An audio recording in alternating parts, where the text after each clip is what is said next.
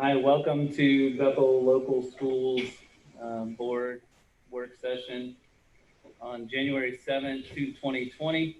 It's 5:08, July 7th, 2020. It's 5:07 p.m. Brennan, call roll, please. Mr. King? Here. Ms. Reese? Present. Ms. Sebastian? Here. Mr. Elam? Here. Ms. Mansfield? Here.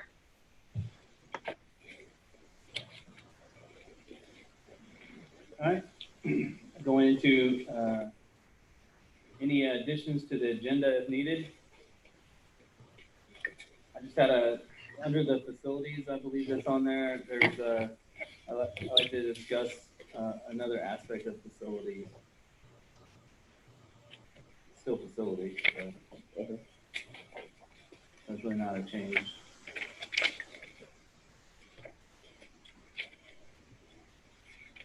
Anybody else have any additions?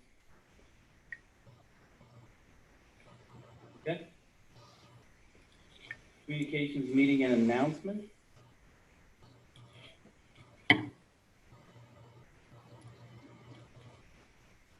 So for all those that are looking at board docs, you can find those under that communications section that lists our board meeting dates and times.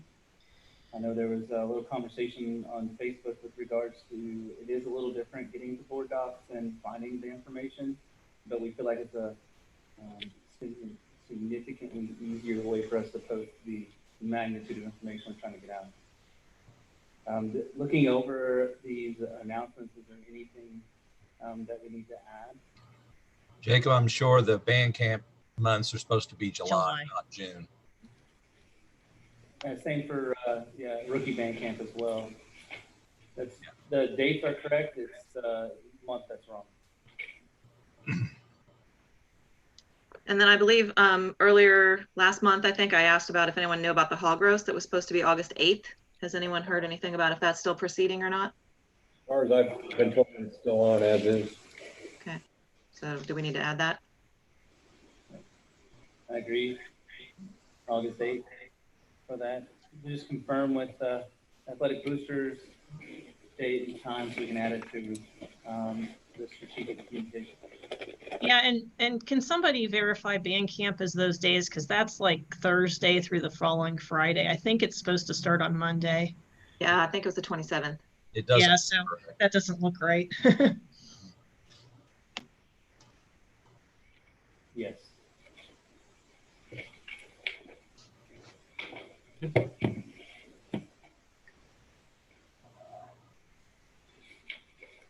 everything else looks appropriate there. Be excited. August 19th, all the new teacher inductions starting on that day, so that'll be nice as well. All right. Treasurer's items requesting board action. Board just have one thing to be approved tonight. It's related to Mr. Borscher's presentation last month of the new adoption for ELA for K through 8.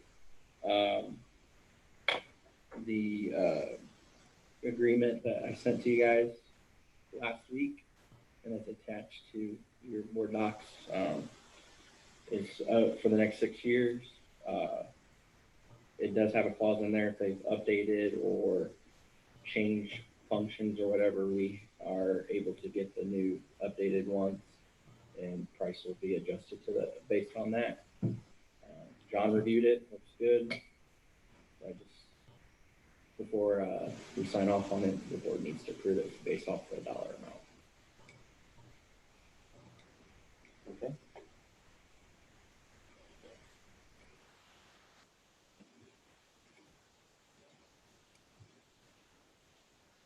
All right, do we have a motion to place items from the treasurer's report to the consent calendar?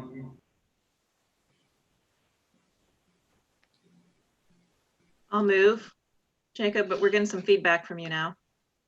Yes, I have to fix that piece, and I think I have to fix that. So we have Motion by Ms. Mansfield. Do we have a second? I'll second it. Julie. Thank you, Julie. Julie for the second. Discussion.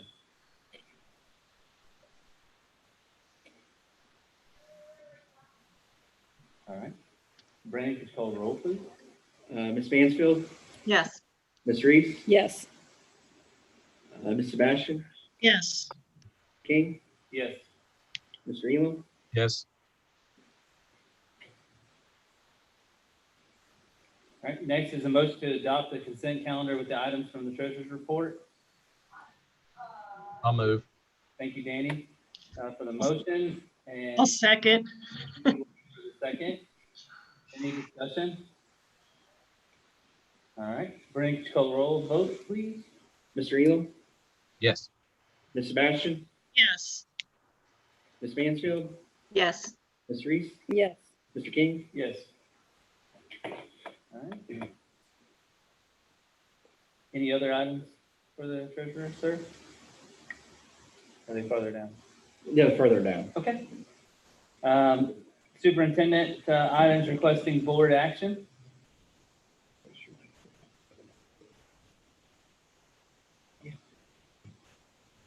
We have one item on there for consideration. It's the approval of resignation for Ryan Lowe, who previously served as assistant maintenance, and it was transferred over to custodial because of health reasons. Because of those same health reasons, he's unable to continue in the capacity in which he's employed in. So he resigned over the weekend. We will have that position posted internally tomorrow, and then proceed forward with posting externally if need be. All right. Brendan, can we only just vote on the motion instead of putting it on the consent calendar and then adopting the consent calendar since it's only one item? Can we just make a single vote for this one? Or do you want us to keep following those previous steps? I wouldn't. Yeah, I see what you're saying, just motion to adopt his calendar. Accept his resignation. Yeah. Yeah, you can do that. So you just want to do this one then? Yeah. Yeah, that's fine. So, do we have a motion to accept the resignation of Mr. Lowe? This is Lori. I will. Thank you, Lori. I'll second. This is Lida. Thank you, Lida, for the second. Any discussion? One of the things I would like to say is I'd like to thank him for his time here with the school. I know he was dedicated to the school. He enjoyed it here. That's why when he had his medical issues, he tried to move to a different position just so he could still stay here in the school system. So I'd like to thank him for that and going the extra effort. Any other discussion topics? Brandon, could you call the vote? Ms. Sebastian, Yes. Ms. Mansfield, Yes. Ms. Reese, Yes. Mr. Elam, Yes. Mr. King. Yes. All right. Moving on to number 7, treasurer's item. Yeah, this is based on a previous discussion and everything, how the board would like to see items to be presented to be approved at next board meeting, a business meeting. One of the things that I would say is probably not user friendly is for minutes. We have to create a separate one for each minutes because they're added to the agenda for each one. So that's the only way we can attach the minutes to each agenda. So that's why there's so many of these minutes. But these are the minutes from May 16th until June, the last one that we had, June 22nd. That will be for approval for next Monday. Also, the monthly bills, as well as the June financial report. One thing to just note,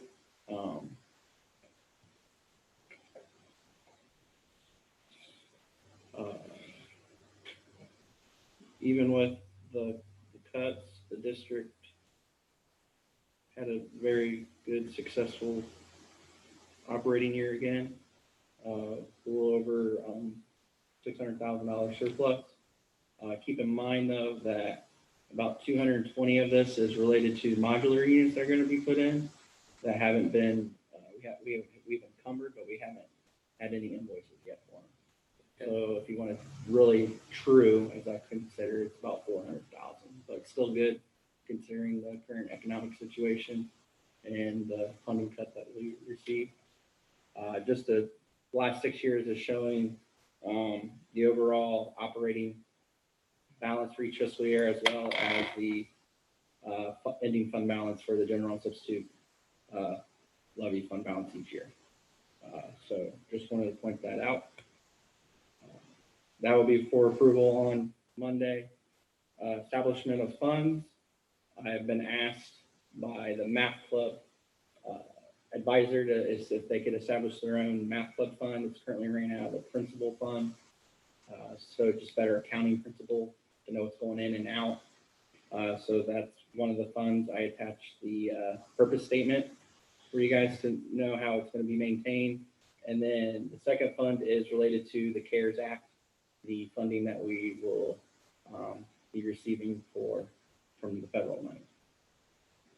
And that's the fund that ODA has established for schools to create. Next one is Montgomery County ESC contract for services next school year. Also, I sent you yesterday the contract for the financial statement compilation for this past fiscal year.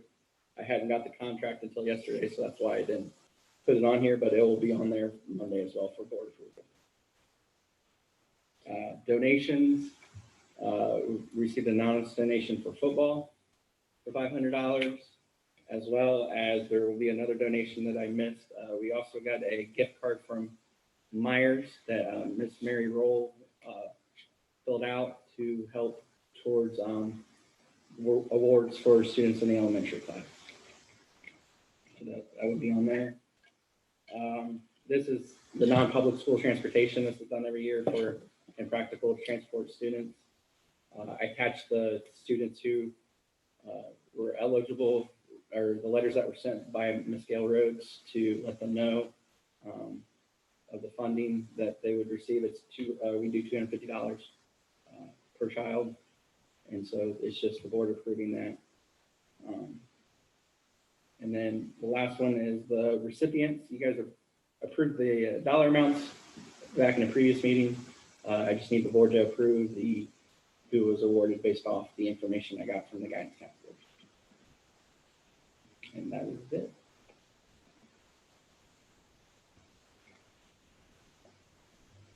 Excellent, thank you. Superintendent's item? Wait, so can we ask questions Oh, yeah, here? go ahead, go ahead. This is new, so I was just wondering about the CARES Act. Are there any restrictions on how we can spend that money once we get it? Yeah, and it should be attached in your board docs. Okay, There's a document the Ohio auditor sent through the ODE for the CARES Act. You can use it for like professional development for staff on distance learning. You can use it for PPE equipment and health equipment, like sanitizer and stuff like that, masks. okay, There's a couple other things. There's two types of CARES Act. There's that one, and then there's another one that you could use that some schools are getting to help continue pay its staff. This one isn't more directly. You can use it for technology equipment. Some schools bought Chromebooks for students because they're going to do distance learning again this year. So okay. And that was listed in there? yeah, it shouldn't have been Sure, I looked through attached. that. Yeah, it's right under the math club one. When you look Okay. in your executive I think I files, saw if it's not there, I can send it to There you. was a guys. lot of attachments. So. Yeah, we haven't. Justin and I I've been picking other treasures. I know Justin's talked to people. We really haven't decided what that's used for yet. Okay. But once that's known, we'll definitely let the board know. And for the transportation, we don't have to do that by mileage, because I thought that's what it said it was. No, it's just Based on it's a mileage. flat fee. Okay, Yeah. And Gail just sends the letter and then they sign it back saying yes, that they're going to transport it. and we do this every year? Yep. Just so it's clear to everybody? Yeah. Okay. Usually you approve it in September, but since it's July, I just got it done to get it done with. Okay. I don't think it's saved correctly, Brendan, so if you'd be able to resend that. Pardon? If you could resend that, I don't think it's saved Oh, it didn't? Okay. I will, yeah, definitely resend that to you guys.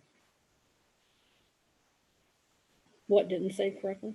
It might be in the email. His document talking about CARES Act. Yeah. Oh, I was gonna Okay. say, because I don't remember seeing that there were specific. I think it was in an email, Brennan. Yeah, it was in the email. Oh, I'll take a okay. look. But yeah, I can attach that.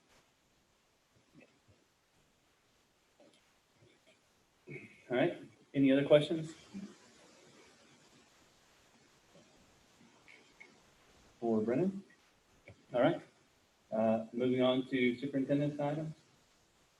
Letter A will be for the consideration of employment at the July 13th meeting for the following personnel.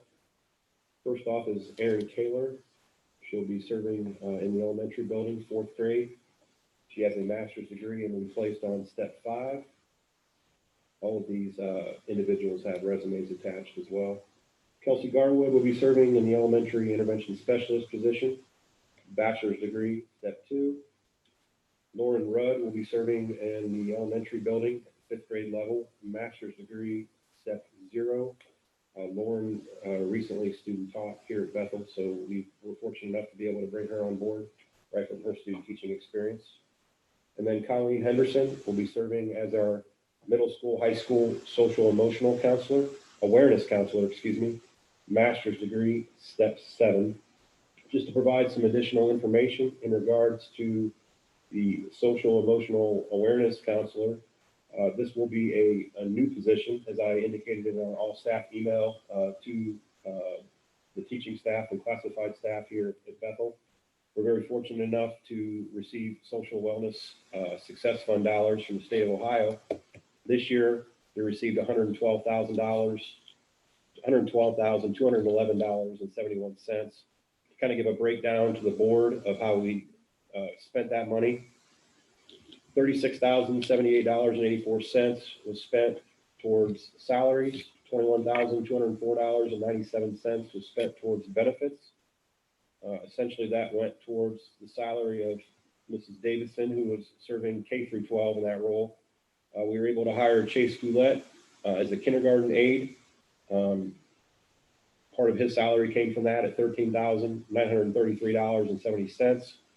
We were also able to link our elementary staff with some professional development. $1,950 came out of that. And then we were also able to get some classroom supplies for classroom teachers to assist with social emotional wellness at $4,559. So overall, we spent $77,668.10 from this social emotional wellness fund, which is free grant money from the state of Ohio. Our number next year is going to double. So we're expecting to receive over $200,000 from the state of Ohio in regards to this, which has allowed us to hire Mrs. Henderson in this role, pay for her salary and benefits 100%, like we did with Mrs. Davidson this year, which will allow Mrs. Davidson to focus more on K through 5, and then Mrs. Henderson to focus in on middle school and high school to provide the services to meet the needs of the kids that will need to be served in this position. So overall, we do have $24,429.61 that's been unspent from this 467 fund. That dollar amount does carry over to the next year, so we will have additional funds to spend as well. So very, very fortunate as a district to be able to hire and have 2 counselors in place and have all of their salary benefits be paid out of this fund money. Yeah. So just curious, right? Some question is, who does the social emotional counselors report to? One will report to Mr. Swope, and It'll be a combination of Mr. Swope, Mr. Ziegler, and then Ms. Roll and Ms. Petty. okay, Correct. So as far as the direct supervision, yes. and evaluation of it, just Correct, it's all yes, done, set up yeah. in the system. Ms. Davidson is actually switching classrooms or spaces as well. She was located in the middle school office because she's no longer serving the middle school. She's actually going to transition up into Jay Borcher's office on the 2nd floor in the elementary building. And Jay's going to come down here and kind of face his house out of the large teacher workroom, which is where Holly Mutu is going to be as well with communications. And then Mrs. Henderson will slide into that middle school office. So I think that worked out pretty well as far as having them located within the buildings in which they're served. Yes, sir. Thank you. And we don't lose the money that we don't spend, Carries over to next carries year. over, okay. Are we able to utilize some of that money as well for other professional development programs? Correct. Yeah. There are some things that we're looking at as a district. Potentially some character education programs throughout the district, those kind of things that could be implemented K through 12. That would fall right into this exact social emotional wellness. So we're pretty lucky to get that dollar amount and be able to provide these services and supplies and classroom and additional classroom support with aides and not have to tap into our general fund balance. And it's even nicer to think that next year that amount's going to double so we can continue to provide things that our teachers are telling us they need for their classrooms. Can that money be used on like diversity kind of things? As far as, Potentially, I'd have to look at all the criteria that's behind it. That could potentially be used. I was just asking because, we have different cultures in our Mhm. community. Can we maybe do some education or There could be some something along programming those that we could lines? look into that for as well. But before I say yes, I need to look Right, into what right. it goes to. Understand. But if that's an option, we would definitely look into that as well. Just a possibility. A if good we point. have money. Yeah, I would agree. Sorry to slow you down there.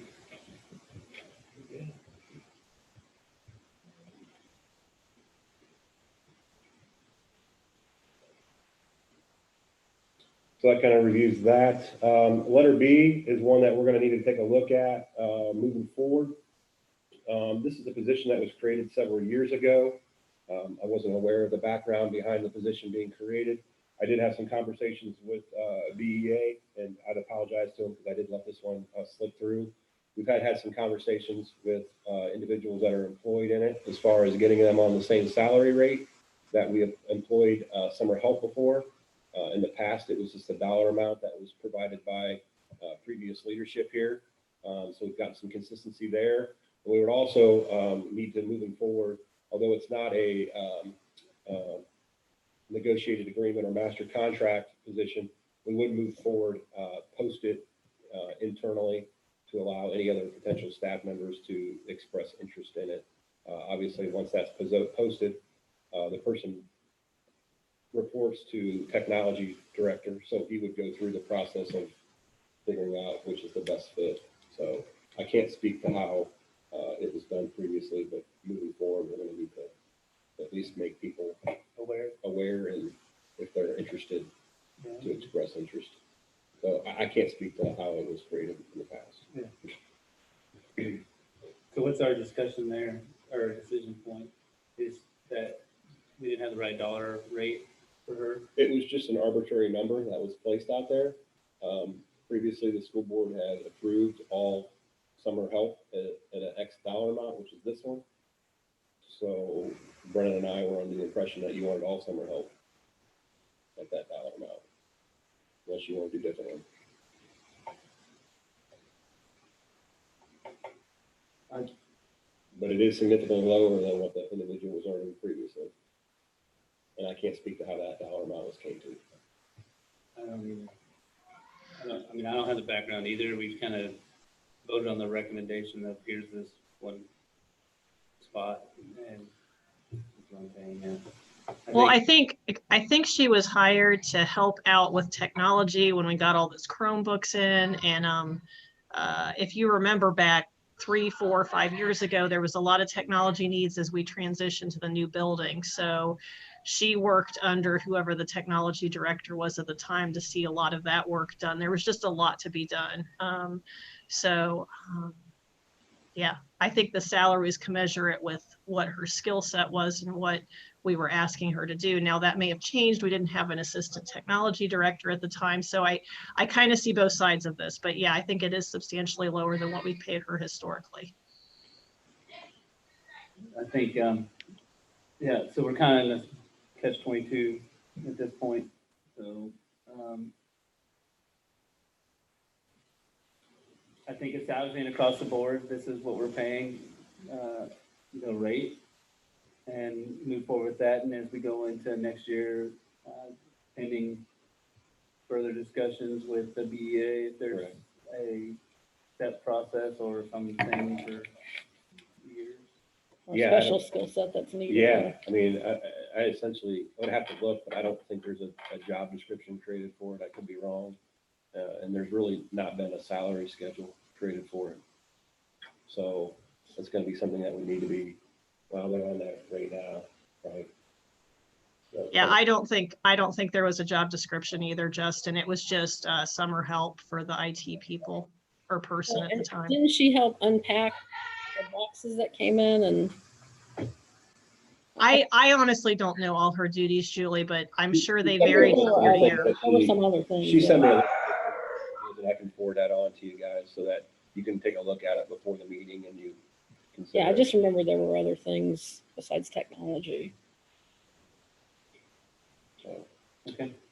I will get that to you tomorrow morning. I'll send that list to you.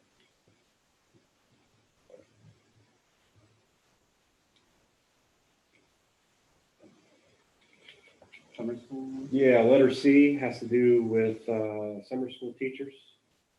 To be an addition, an add-on as far as providing some help for middle school, elementary area with summer school. Letter D is review leave of absence, which was attached, which has to do with an FMLA leave. Is it high school? Yeah. Okay. Letter D is FMLA leave. Letter E is a correction in regards to summer supplemental positions, individuals that would be in the correct positions listing wise as far as the weight room, and then also speed and agility. Looks like we had this flipped. Okay. So we're getting them in the correct positions.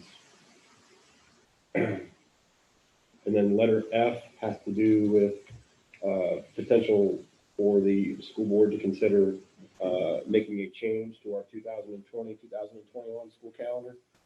Was lucky enough to have some conversations with Mrs. Henry and Mrs. Brewer in regards to next school year and trying to take a look at what can we do, not knowing what the guidance and guidelines are going to be prior to providing some additional professional development opportunities for our staff at the beginning of the school year. If we would have to go to some sort of a hybrid or remote learning again, based on state of Ohio guidelines, we thought providing an extra day of professional development in the summer before school started would be not only good for the district, but also beneficial for our teaching staff and our administrative teams, working with curriculum directors to IT, any outside people that we potentially could look at bringing in. And we were able to essentially flip-flop a day during the school year, add it to the beginning of the year, and provide an additional date for PD for the staff.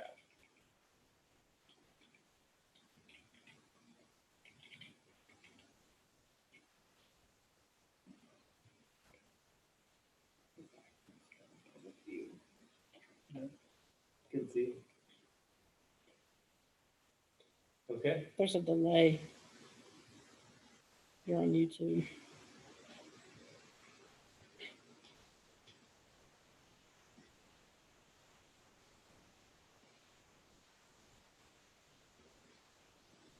All right.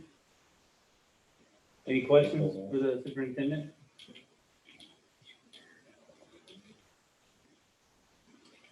That's all I have for.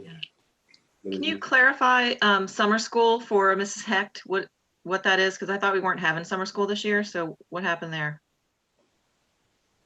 I would have to have some conversations with building level principals. Okay. I can ask. I thought we already approved that, but We did. even though they Yeah, weren't we here, approved, we for had summer somebody. school. He forgot one. Was Oh, Okay. I was thinking there wasn't anybody on the list. That's why I was like, I thought we didn't have anybody at all. So that's where my confusion came from. well, I thought the reason was we had to have a representative, from our school, even if they weren't going to summer school. I'm not aware of that. I'd have to check into that. I thought that's what was said last. I don't know for sure. So we need more than one? I'll have to ask. Okay.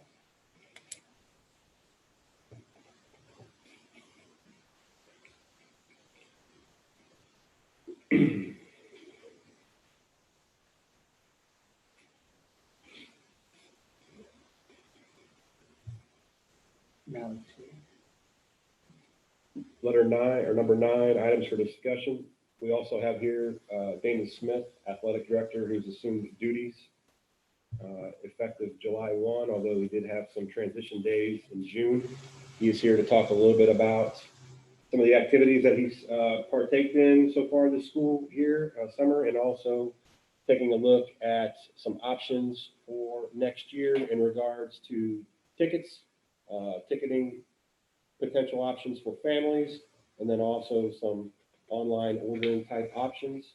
And then we'll also briefly review in regards to the COVID-19 pandemic, and then kind of what are some of the plans as far as the athletic department and what our protocol and procedures will be if we would happen to have a positive test for either a student athlete or a coach. So, Mr. Smith, thank you for being here this evening. Yeah, thanks for having me. Excited to be a part of the team. Good to meet everybody. I know you guys can't see me right now, other than the folks that are here, but looking forward to meeting everybody in person once we get back to normal. I think you can kind of see me a little bit from Mr. King's thing there. So far, I've my first 10 days of transition, I spent a lot of time with just information dump. From coaches. I met individually with every single one of our head coaches of our programs.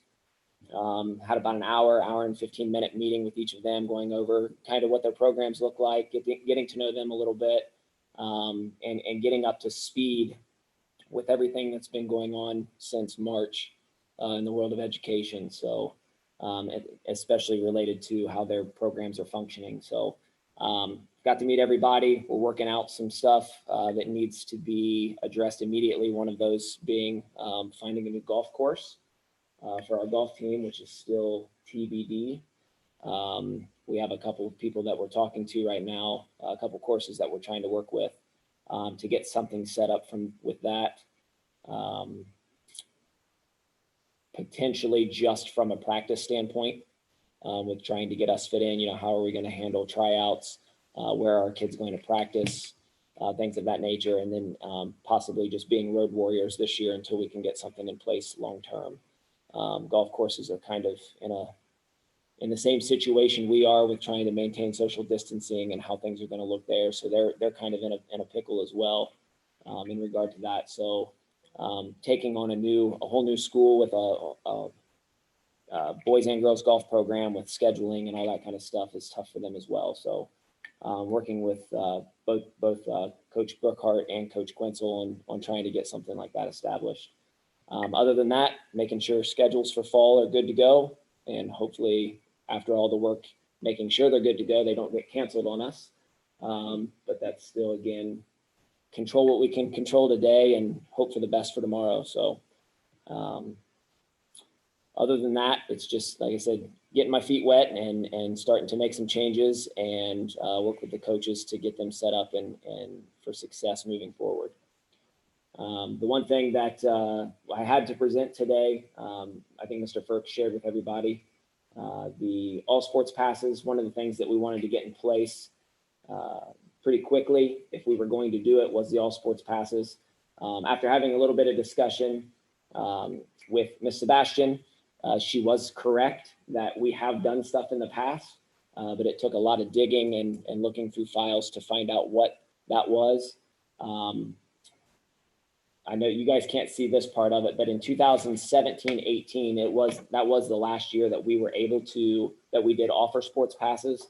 The last 2 years, so the 18-19 and the 19-20 school year, the only thing that was offered was the hole punches or the punch cards. So for the 18-19, 19-20 school year, that was the only thing that offered. But prior to that, for 1 year, they had a certain price range for the 17-18.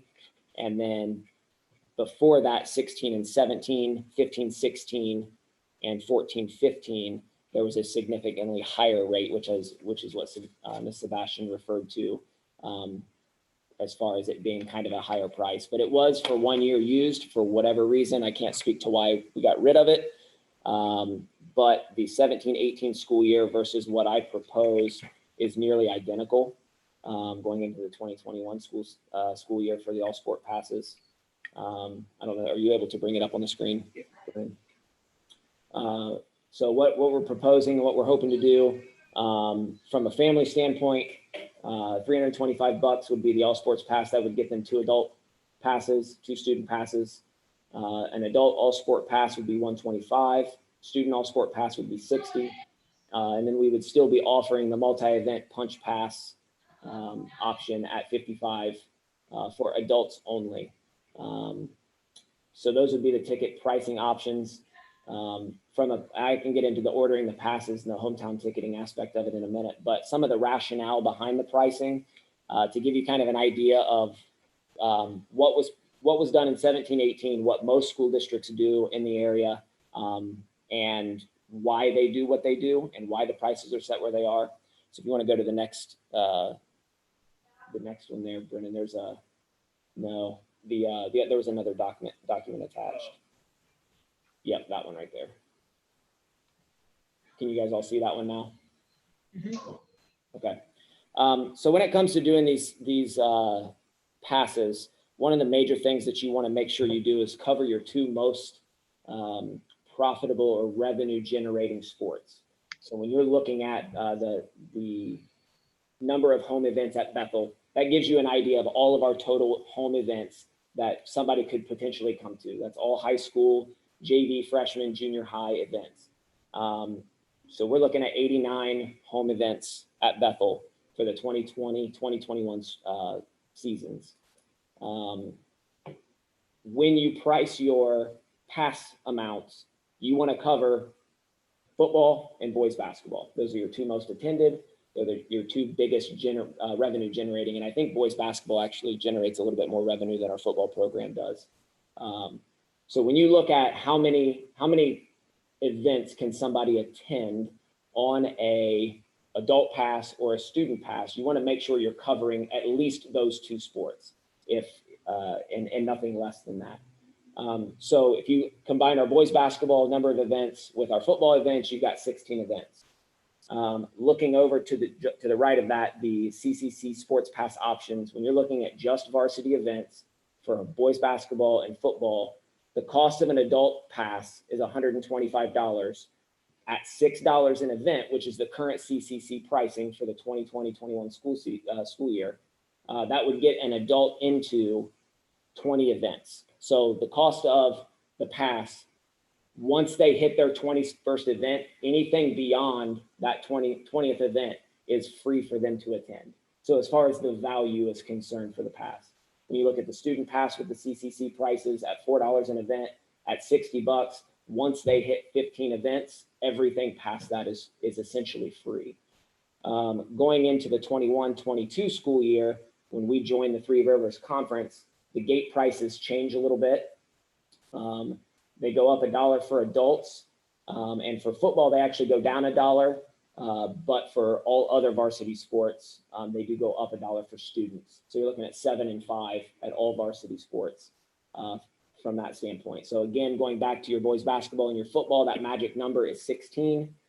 You want to at least cover those. For an adult pass, we would not change the price of the adult pass. We would leave it at $125, which means they're getting more value out of that pass. We're still under that 16 event threshold at 17 events. After they go past 17 events, everything is essentially free. And then for the student pass at $60, they only need to attend 12, which is below the football and basketball only threshold. But from a philosophical standpoint, I think we want to get as many students to events for the least amount of money as possible, while remaining fiscally responsible and generating revenue through our sports. Which, from a philosophical standpoint and the purpose behind this, obviously we want to make sure that our 2 revenue generating sports, our highest revenue generating sports, are covered. The main purpose behind this is the connection to the community, giving people options, Getting people to see the value in supporting our athletes more than just boys basketball and football, because a majority of your major supporters are going to come to almost all of your boys basketball games, and they're going to come to almost all of your football games. And we want to make sure we cover those, but we also want to encourage them. Listen, if you come to all of these, you're going to be able to get into every JV football game for free, every volleyball game for free, every boys soccer game, girls soccer game, every other event ends up becoming free. Those folks aren't coming anyway, but if they're going to get into the event, quote unquote, free, they've got the value. We've got the value on our end because we covered our revenue generating sports. But it also is a value on their end in the sense of they're able to come and support our student athletes, creates a better culture, creates a better environment for our student athletes, and supports some of our sports that don't necessarily get a lot of attendance under normal circumstances. So that's kind of the rationale behind the sports passing and why we price it the way we do.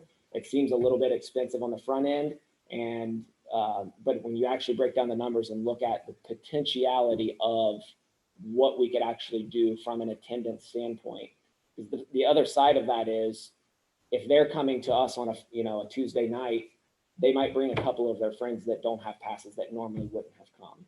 So on the back end, you may see that increased attendance from the pass holders is going to generate more attendance from folks that they bring along with them, grandmas and grandpas. That expense from a family standpoint, an extended family standpoint, becomes a lot less because there are 2, 3, 4 people that don't necessarily have to quote unquote pay anymore.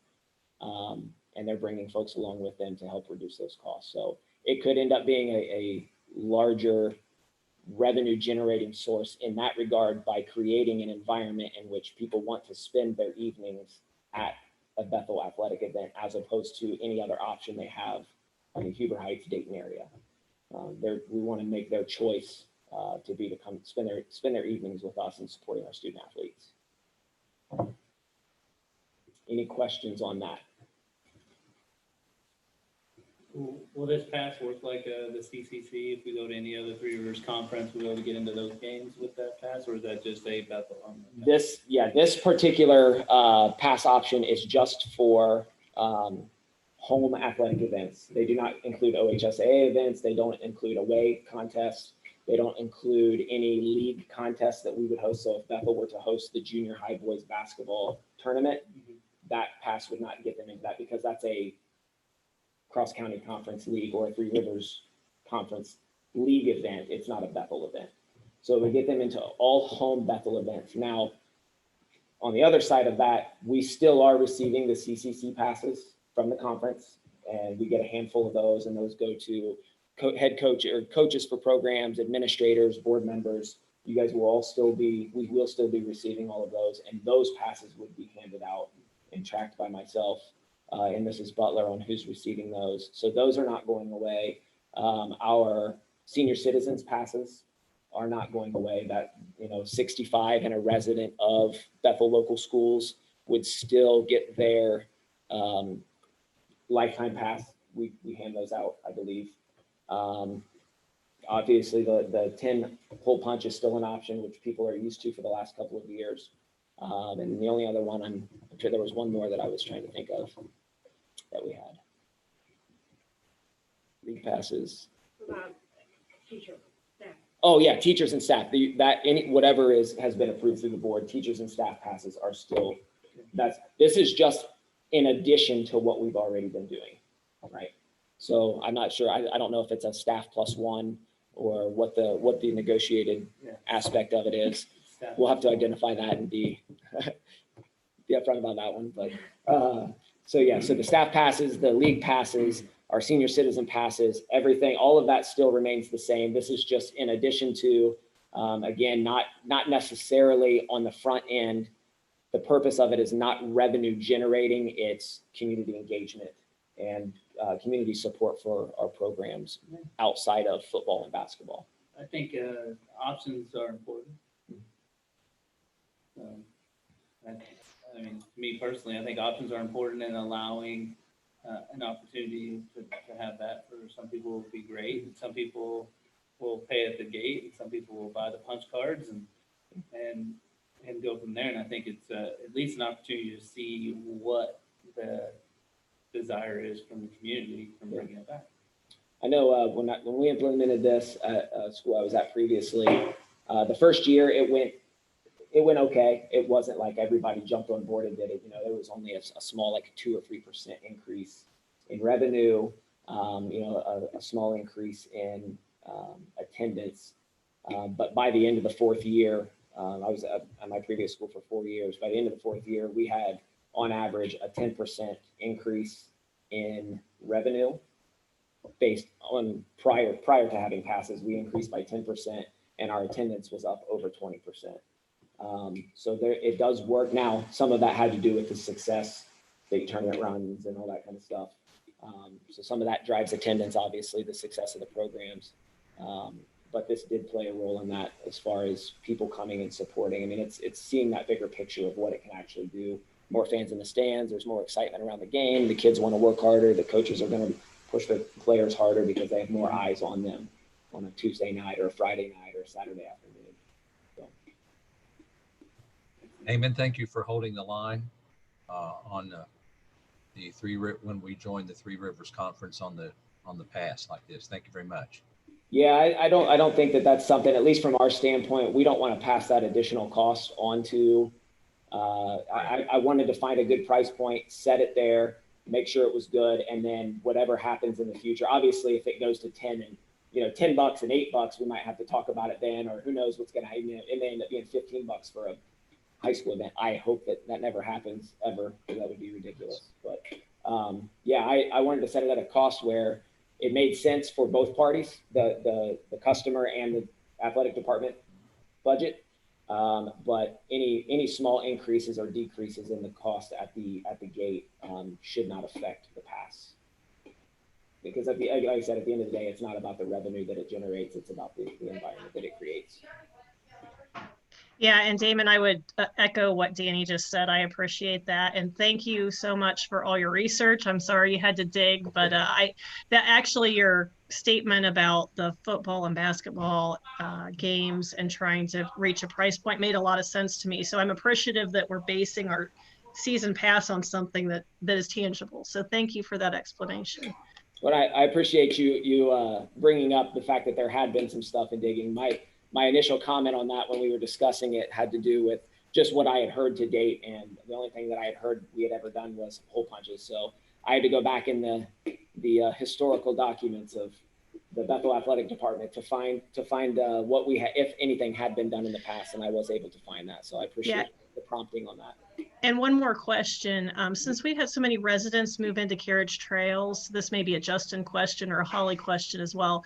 Can we put a note in the next newsletter or forthcoming newsletter that we do offer senior citizens a lifetime pass? Because I'm not even sure how many of our newer residents would be aware of that.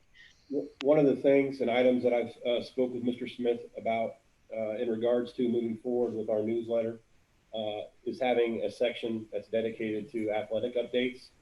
Where he'll provide information, and this is the kind of those type of things are the items that we want to make sure that we place in our newsletter that gets mailed home to every resident, so they're aware of upcoming schedules, events, highlights, all league nominees, ticket prices, those kind of things, so that we're hitting our main topics of district-wide highlights, building level highlights, and then also athletic department highlights, because people also want to get updates on those areas as well. So we will definitely have an athletic department dedicated section of our next newsletter where Mr. Smith can include those kind of things.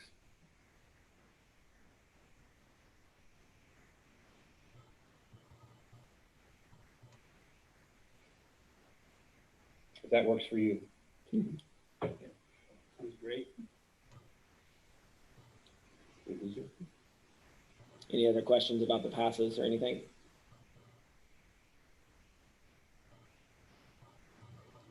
The last little bit Mr. Firks asked me to speak on was the current COVID situation and kind of where we are as a district, some of the guidelines that have been handed down by the OHSAA, and kind of how we're handling things. So the OHSAA came out at the beginning of the summer. We had a 3-phase program. Each phase consisted of 14 days. If no student or coach or anybody involved in those particular phases came down or we had any documented cases of COVID-19, we were able to move on to the next phase. Currently, we are in phase 3 for all of our athletic teams right now that are participating. So we have had no documented cases.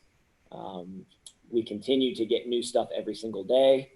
I don't want to speculate, but we had the athletic administrative world got rocked a little bit yesterday, and Jerry Snodgrass, the executive director, being replaced. Very shocking, and I think a lot of people are kind of thrown for a loop right now, especially with Governor DeWine making some of the announcements that they did, and Governor Houston yesterday in regard to allowing contact and non-contact competition with teams outside of Bethel. All teams, they're allowed to do it, and it's only being allowed until July 15th. So it's kind of a trial period right now. But there are a lot of guidelines that go in with that. So I need to break that. That just came out today. So I need to go through that this evening and try and understand what we need to do and how we need to go forward with that. But contact and non-contact sports are allowed to compete outside of their own school districts with other schools. So I'll be communicating with our coaches and with Mr. Firks and the other administrators in the district about what we need to do moving forward, at least for the next 8 days until it changes again, I'm sure. So one thing that he asked me to speak on is kind of what our plan was as Bethel local schools if we were to have a confirmed case or a documented case of COVID, if one of our athletes or coaches were to come down with it. At the recommendation of the Ohio Department of Health, we would, that particular person would quarantine themselves for 14 days. We have been tracking, I have a tracking sheet here. Those of you that are joining us via the web won't be able to see it, but we do have I can show it to the folks that are here. We do have a tracking sheet that all of our coaches have been using. Each athlete that comes in, signs in, they go through a very basic questionnaire. Do they have a fever, cough, sore throat, shortness of breath? We have that tracking sheet. So if an athlete or a coach were to come down with COVID-19, we would be able to look back through those and track that student athlete or coach and see who they had contact with within a certain time frame, notify all of those people. That particular program, let's say it's boys soccer, that particular program would halt until, and no one would be allowed to return until they could provide a negative COVID test. Those aren't necessarily direct guidelines from the Ohio Department of Health or the Miami County Department of Health or even the OHSAA, but it is best practices and some stuff that I've seen that other school districts are doing. And I think it would be prudent for us to isolate it, notify everybody that has been exposed to it, and make sure through testing that they are okay to return before we would resume in that particular sport. So it would be group related. I don't necessarily know that we would shut everything down unless it was identified that the athlete that came back with it was in the weight room, and then there was a group right after them in the weight room. We are doing facility cleaning. We are wiping down all the equipment and sterilizing everything as we should be. But we would just have to, we have the documentation of who's been around who, and we would be able to address that immediately. Do you have any questions in regards to that? Not in regards to that, but it actually reminded me of something I should have asked earlier about the passes. Do you have a refund policy given COVID and all the situation of stuff? Are they going to be non-refundable? So we are not going to release them, and I'm not going to put it out there, at least until we know the plan is to start August 1 and fall sports is a go. My only concern with it would be if we end up having to be limited in spectators. One of the things that's been discussed is a certain percentage of your max capacity in your facilities. I don't necessarily know that we're going to sell enough to have to worry about that, but we would have to honor those people prior to offering any other ticket sales at the door. So there are some things that we would have to look at there before we actually put this out. And I am going to wait on that a little bit until we know, at least with a relative certainty, that we're going to have a quote unquote normal fall. But from a refund standpoint, if we get into a situation where we've sold some and, you know, we get into the middle of basketball season, say, and people have been using, I think we would have to identify kind of a cutoff point for that specifically. And that would be something that would need to be communicated up front, that we would communicate up front. Listen, you know, if you're going to buy these after X number of games, we wouldn't be able to track the individual person, but we would have to set a date, you know, after halfway through basketball season, there would be a certain percentage refund that would be given back based upon, again, it would all be based upon that football and basketball. So if we got football season in and the basketball season's canceled, whatever that percentage would have been for football, we would just remove 5 games from that and then refund them the remaining amount. So some things that I'm still bouncing around. I haven't released it yet for, you know, I wanted to present it to you guys, but there are a couple other things that I'm holding off on releasing this. And that is one of those is how do we handle refunds? When do we release the pass information for people to start purchasing them and all that kind of stuff. So.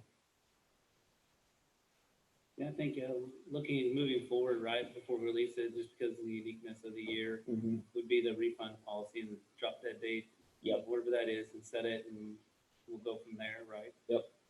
But would also be the thought of if I moved into the district in January, and my friends, my kids are playing in the second half of the school year in athletics.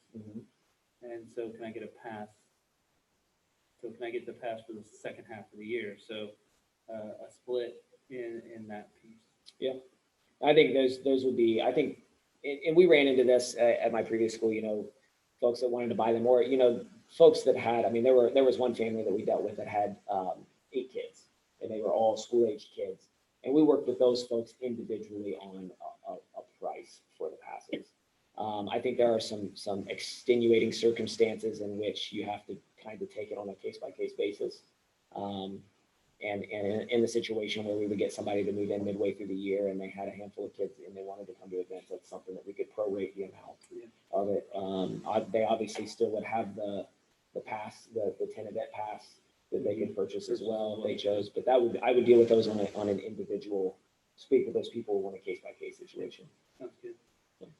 I would say that the 10-game punch pass was a huge success to me anyways, and my family, because it was super easy to buy it and have it on hand, so you weren't worrying about give this kid this much money or have the cash on hand when you went to the ticket or you went to the game.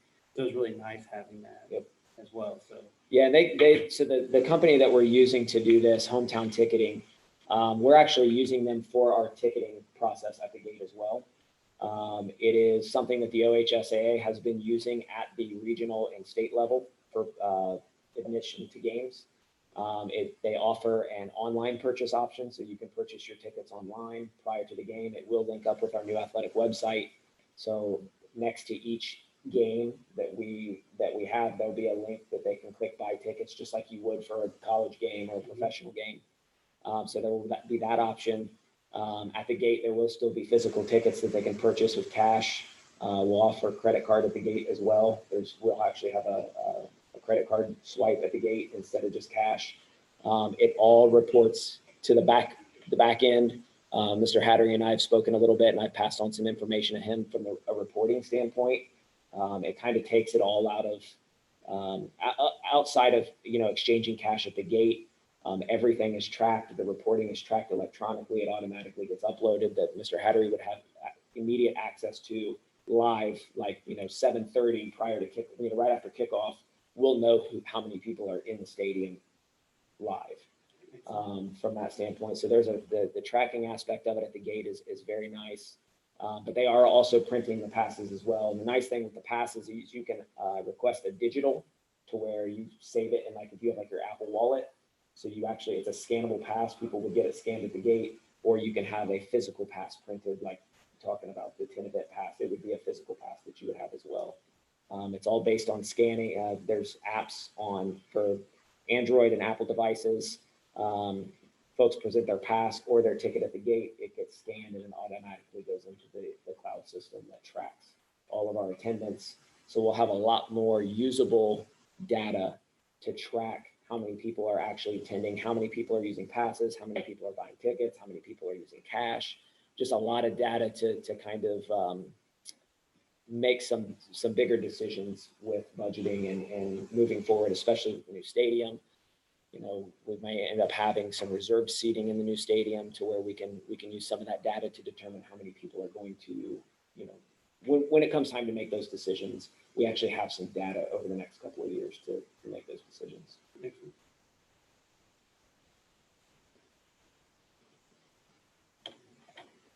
Any other questions?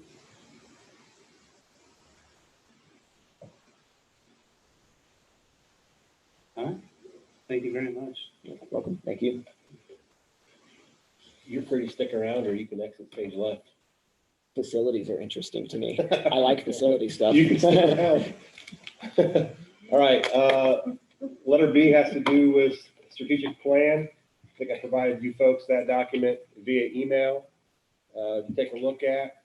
I think Mrs. Sebastian sent me an email on one grammatical catch that she found.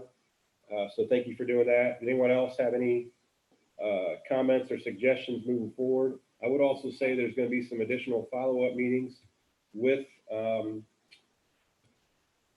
people that are involved in the process, and also Impact Group and Chris as far as specific goal setting measures and benchmarks.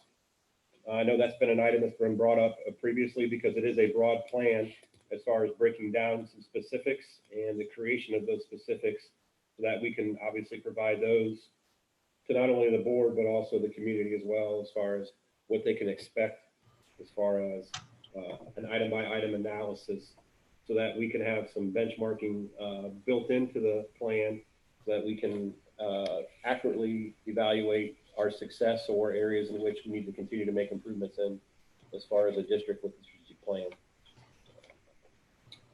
With that being said, I'm open to any suggestions or comments. Justin, I assume that what's going to go out to the public will be much easier to read. Yes, absolutely. He actually shared with me 3 different versions. The version that I sent to you was more of a higher level one. There's one that's also for like a 1-page quick community release. And then there's also one that's built around a social media release as well. All right, thank you. Yeah, I can share those with you also if you would like me to. If you'd like, that's fine. Yep, I'll send it to you via email. All right.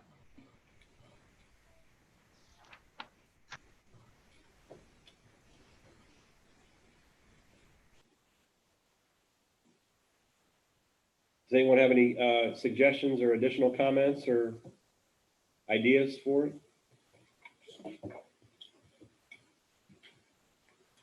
I think it looks great. I'm ready to get rolling. Okay. All right.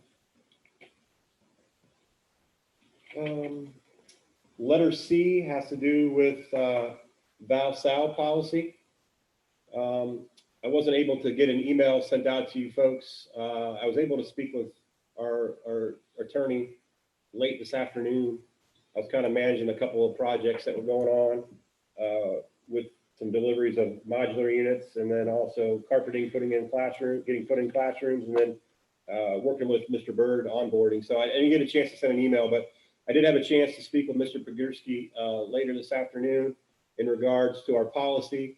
He did have a chance to review it. The one area that he had concerns about in regards to what was sent to him had to do with potential changing of the plan for students that had already started the previous Val-Sal policy. He had indicated that the biggest concern he had would be those students that had already started taking college credit plus classes, even in the middle school level, would need to stay on that previous policy. This would be for incoming 8th grade students and beyond. The other items I asked him about, he did not indicate any concerns, which caught me off guard a little bit. So it seemed to be a little conflicting in regards to some of the stuff that had been sent out from Ohio Higher Ed. So, you know, my plan would be also to give them a call tomorrow directly and kind of share some of these concerns to see if, make sure that information was directly in line. Does that sound good to everybody? And then I can send an email update on as far as what I hear from them as well. Yes. So what happens with the printing of the book if we don't have a totally 100% completed policy? I've asked him to actually halt the printing until, I mean, he can't print with a inaccurate policy in the handbook. Okay. That's going to cause issues if you expect a student or a parent to sign off on it. And then Right, the agree. policy I is just thought we had a inaccurate. deadline for when that happened. Well, I mean, it may be we get the books a little later. Yeah, that was a couple of weeks ago, wasn't it? Deadline? Yeah. So, I mean, either that or you have an addendum to it Yeah. and you have people sign off on that. But, you know, I do personally have an issue with a handbook that's going to need to be signed off on with a policy that's inaccurate. Do we want to just go ahead and remove the Bethel? We could. I mean, that was brought up previously, I think, by Mrs. Mansfield, Yeah. of releasing, you know, removing that and just having it listed on our website, and then also, you know, having a specific document that parents are provided in which they indicate they've read through it, understand it, sign off on it, and then hand it, you know, the fact sheet into the office. Okay. If that works for you as well. Sign off on it in final forms. And Okay. If that works, that'd be our best. we could have an addendum. Yeah, just the Bethel policy this year, separate from the handbook. Okay. I'm good Yeah. with that. I think that's fine. I think now that he's mentioning middle schoolers, we may need to also have middle schoolers be approached with this policy as well and have them made aware of it or sign off on it too. Correct. Especially if it's an addendum, it'd be easy to have them sign off on it easily enough, and it's not in their handbook at all. Okay. Going forward, it should be, but for this year, probably Yeah. just letting them know. I have not reviewed the middle school handbook, but it needs to be in there moving forward. I mean, if we're going to have students in 8th grade taking college credit plus courses, they need to understand the ramifications of, I shouldn't say ramifications, but they need to understand the criteria of what it takes to be in the program and what it goes towards, and then how that's going to potentially affect them if they want to pursue that valedictorian, salutatorian, or just how the college credit plus process works. Correct. Okay. All right. I'll have that conversation tomorrow. Yeah. And then once we figure out the other end of that, then we could produce the Bethel more than likely ourselves and submit through final forms to all the parents. Correct. And the middle school piece to that as a final form submit to all the parents, and then have some here. Okay. And then that would cover our bases. Okay. Make sure the guidance counselors have them Yes, so that they can walk through that as well. I agree. So that addendum, the principals and guidance counselors are okay with that? Because I'm just asking because in the past, that was part of the problem, or part of the issue concern was that if it wasn't printed in the book, the students, it was a problem because they wouldn't have it all together. It's going to be a problem regardless, I think. And I agree, because as it's the print now, the policy is inaccurate. Right. So I guess you're darned if you do and you're darned if you don't. Right. And I don't know what the right answer is. We could almost just put in there, see the separate valedictorian, Yeah. salutatorian pamphlet. Yep. Yeah.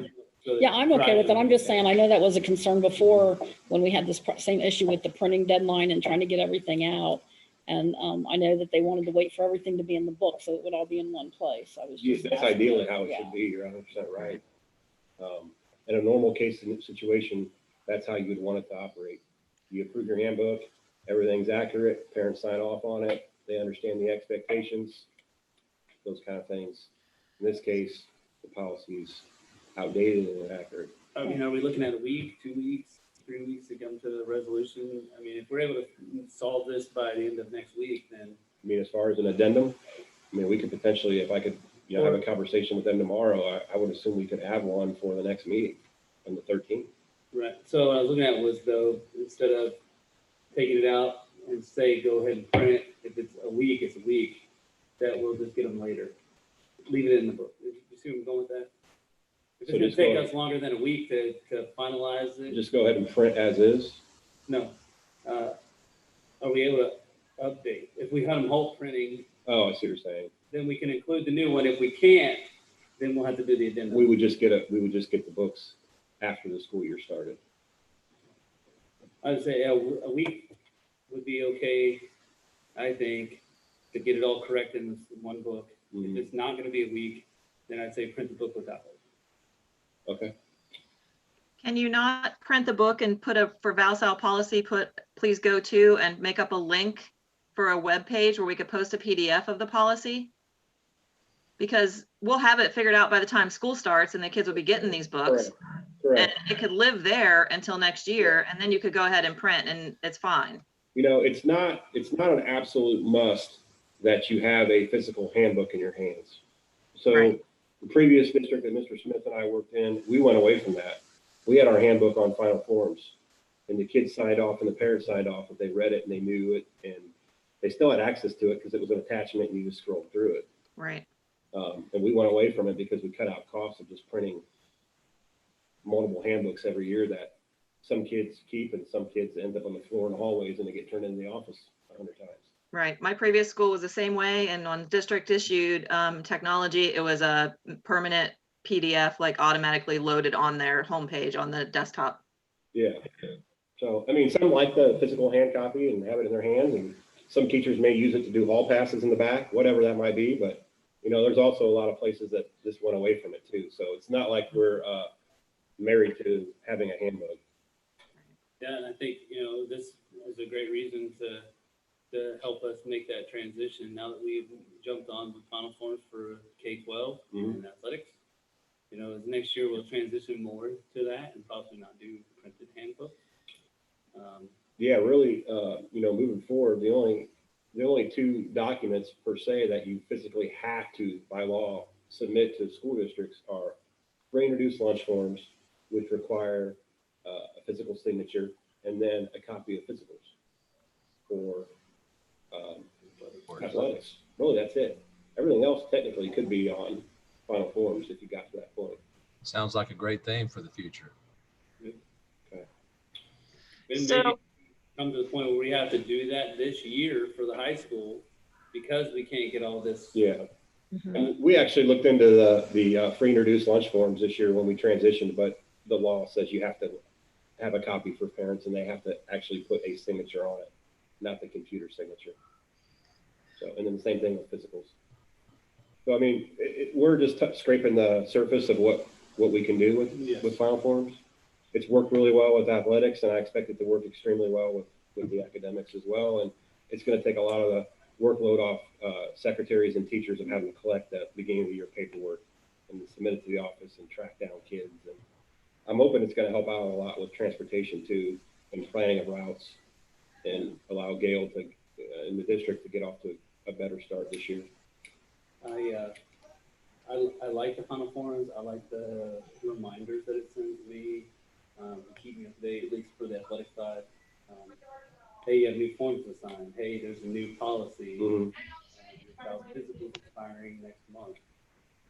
You know, and it constantly is keeping me up to date. Yeah, it's a pretty useful tool. So. Letter So- D. Can we go back for just a minute, Justin? I Sure. wanted to make sure. So the policy we passed is going to be amended, is that correct? Yes, it's going to need to be because I do not think that it currently, I'd have to look at it in front of me. I do not think that it currently indicates that existing students stay in the previous plan. I thought we cut it off at like sophomores, didn't we, or freshmen? I think it was for the sophomores. Yeah. So it's going to have to be for every student that's been involved in College Credit Plus. So the new policy is only going to be able to, if you want to continue as it is, the biggest provision that John gave us was that it has to be the new plan for incoming 8th graders and beyond. Or if you have a 7th grade student that takes a College Credit Plus class off campus or qualifies.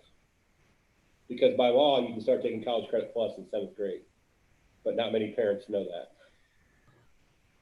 Well, that's why I asked, because then we're going to perpetuate a system that's very difficult for another basically 4 to 5 more years. I mean, if you want to take a different, a deeper look at the policy, because of that reason, that's the right of the school board. I'm just giving you the legal ramifications that Mr. Prigurski explained, that if we proceed with the policy as is, we could potentially set ourselves up for some issues. And I believe he indicated there was some issues previously in regards to Val-Sal in the district. That was not, but that was a separate, that wasn't related to the policy as. Yeah, I'm just saying he's avoid us having any kind of issues again in regards to it. Well, yeah, go ahead. I thought it was based on graduation year.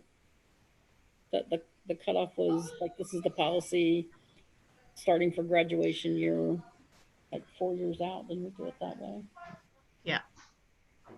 Yes, and then ours didn't include 7th and 8th grade getting But- into this current policy. But it wouldn't have to explicitly say that if it's just based on graduation year. So we'd have to move it out 4 years. Or I don't know. I'm just saying, if you said this is the policy for those students that are graduating in year. Yeah, we said this is going to affect the class of whatever. Right, then. So it would be this year's, whatever the graduating class of this year's. 2025? Yeah, I don't know what year it is. So. Yeah, I mean, right. I think what we said was 2024, which are the current Yeah. 8th grade class that are becoming freshmen. Yes, But the 7th grade below them were eligible for college credit plus. correct. So they may have potentially already taken classes, is the point. And so they technically fall under the old policy. Anyone who's taken, I think that's what Mr. Podgorski is saying, is that anyone who's taken classes currently is under the current policy. That is 100% correct. That's what he And we're changing midstream on them. So unless we approve any of them, if there are any of them, like they could sign off, I would think they could sign off and waive and be a part of the new policy, but if we'd have to know who they are. correct. And that would be a conversation with guidance counselors to get a list of those students that potentially took courses and received credit.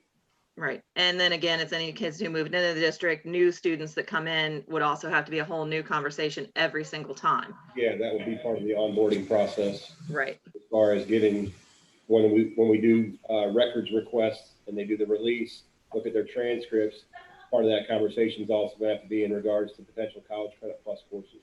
Right. So it can't be based on the year you're graduating, then it has to be based on the first year you take one of these special, something that would affect it in a special way. Well, I mean, you could list it either way. I mean, we know that it's going to be for the class of 2025. Is that correct? Am I providing the right year? I think it would have to be, yeah. Well, they were already in, if anybody already took it though. I mean, I think it'd be 2026 at this point. 2026 if your 7th grade took any courses. And by then, I think we've defeated the whole purpose of redoing a Val-Sal policy. If we're I mean, that's my personal opinion. The whole reason we did this was to streamline things for everyone, and to wait 6 years, I think yeah. It's just something that has a long tail. I mean, when you do 7th to 12th grade eligibility for something, it's going to have a long tail no matter when you want to change it. It just is how it is. Is there any options for us to incorporate other statements into the current policy that would include, allow the inclusion of the 7th grade class and 8th grade to count? I mean, currently, as our current policy is, that they don't count now. So by including them, is there, you know what I'm saying? Is there a medium where we can initiate it sooner, allow inclusion for their processes? You mean like grandfather them in? Yeah, or allow them into the new policy, which we didn't include. So it could be started sooner, as we were discussing.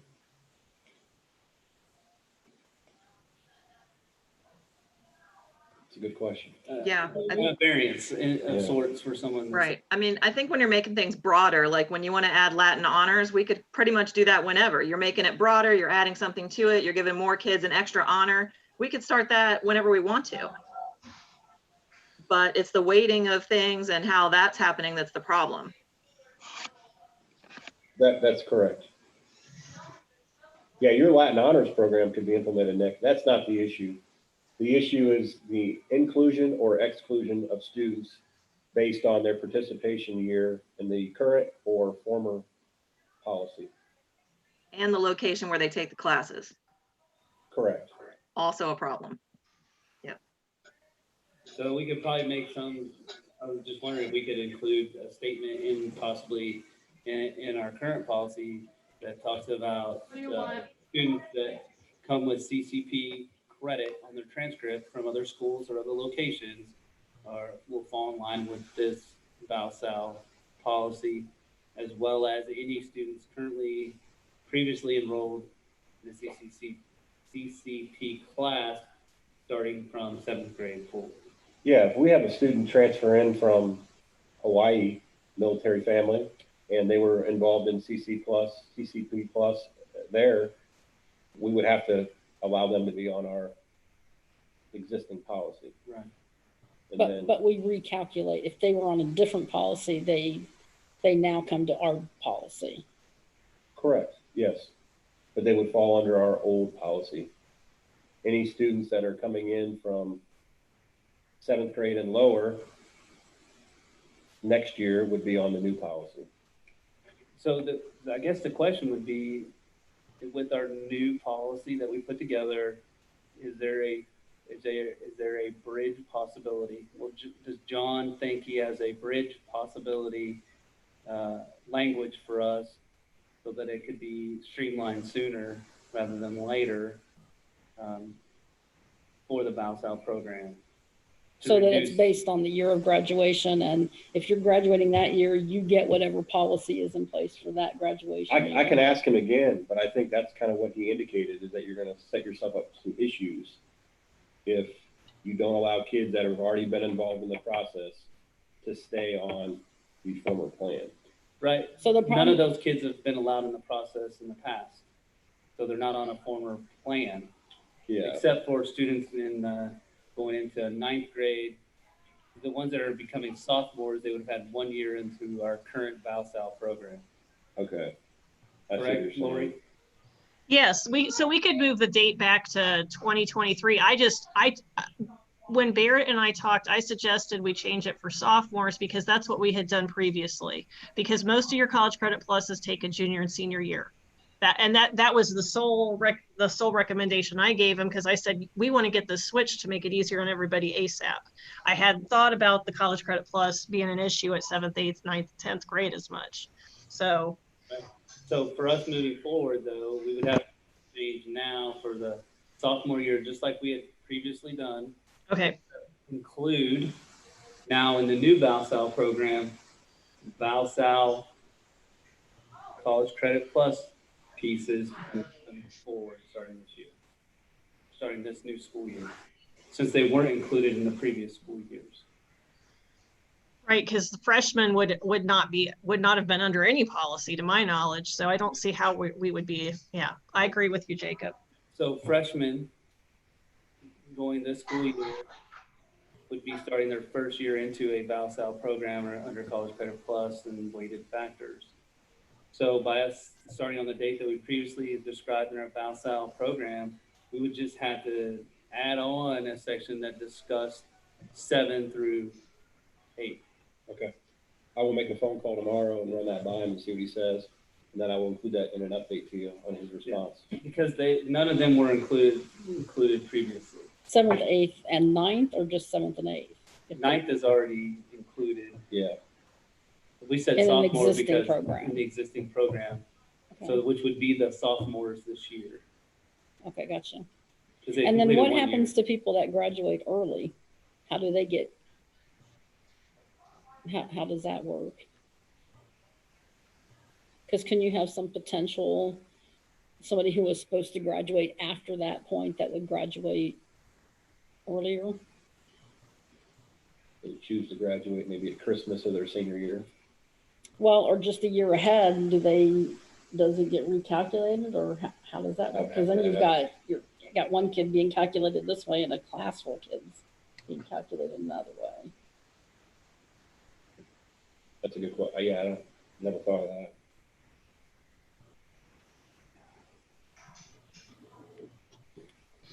I'll have to ask as well. Yeah. Because And that has issues. I kind of just want to add in here to the discussion, you guys, that I know we want to stick with our policies that we've written, but I don't think our policies are okay based on Ohio Revised Code and Ohio Administrative Code. I think our policies are not okay as they are written. So we can stick to them all we want to, but as soon as someone says this is not per code, we're going to have to bend our rules anyway. So we really need to look at our actual policy, I think, and get it in line with code. So Lida, what do you typically So- say not code, other than? When we say that College Credit Plus courses taken on Bethel campus are weighted in a certain way, but things not taken on Bethel campus are not, that is not okay. That is against code. We can't do that. So I think we need to take those sentences that are two different bullet points, and we need to just say College Credit Plus is weighted. It just is. It's by law weighted. And then change the first sentence that talks about grade 9 through 12 and just say classes taken for high school credit 7 to 12. And I think we're okay. We just need to revise the policy. Right, but we get to choose whether we accept the weighted points for ValSal or not. So we can choose to state that classes No. weighted on campus for Mm-mm. ValSal. The code. No, I'm sorry. It says in the policy, it says in the code, you can't. The code says their weighted grade has to be the same. So you're telling me that the Ohio Revised Code already lays out the ValSal program? Ohio Higher Ed's website says if you have a grade weighting program, the grade weighting has to be applied to ValSal in the exact same way. Yes. Well, Ohio Higher Ed is not Ohio Revised Code. But they cite Ohio Revised Code in their statements. And was any of that brought forth to Mr. He Progression? did not bring that forward. So I can call him again to ask. Yeah. That's what I would just ask him to validate what is correct and what is incorrect in the ValSal program that we have in regards to his legal opinion. And we should then reevaluate what that is when it comes back. Okay. I will call him again tomorrow and get some specific info from him on that. And just be clear, I mean, I wasn't digging for that when I was looking for the 7th and 8th grade stuff. I just came across it when I was looking at it. I'm like, wait a minute, what is this? And then I read it and I'm like, holy cow, that's kind of a problem. So. Right. Okay, I'll check into it and give you guys some responses tomorrow. Thank you. You're welcome. Letter D has to do with healthcare benefits. Yeah. The district got its renewal notice back in, I believe, May. The insurance rate went up 7.5%. Dental and vision went up 2%. Their mechanism was to do a consistent rate over all the districts that were participating in the consortium, whereas the previous year they looked at an individual plan. I did work with Miguel and Brombetter to see about what would be a potential cost to introduce another option for staff for a high deductible plan. However, the rates that were returned were not beneficial to either the district or staff members. So at this time, we're just going to maintain what we currently offer. We will have 2 open enrollment periods this coming year. The EPC is putting all their districts that are in there on a calendar year plan, and we're currently on an October to September. So staff will have an open enrollment as particular in August, beginning of September, and then they also will have an open enrollment in the end of December or January. One thing is that rate is locked in for 15 months instead of 12. However, So that is a benefit. I am going to work with Mago and Bromender just to shop around to see if what other things are available for the district and staff. My 2 cents is I'm kind of, for me personally and for as a the treasurer, I kind of don't like the flip-flop back and forth on how rates are determined. The consistency is, to me, is not there, and that's worrisome. When 1 year you base it off an individual plan for each plan that's in the consortium, and then this year they did a flat rate. It's kind of worrisome when they can't be consistent on how they're determining the rate. So with that, having Mago and Bromender on, I believe we may look at just getting quotes. If we do want to go down that path, just to keep the thing in mind, we do have to give the EPC a 6-month notice if we intend to go. That's where I'm not saying we are. I'm just saying right now, I think it's for the best interest of the district and for the district staff is to see what else is out there. I emailed the staff in June. I gave them the breakdown of the increase to them based on the type of plan that they have, whether family or single, and then let them know what they would expect deductions on.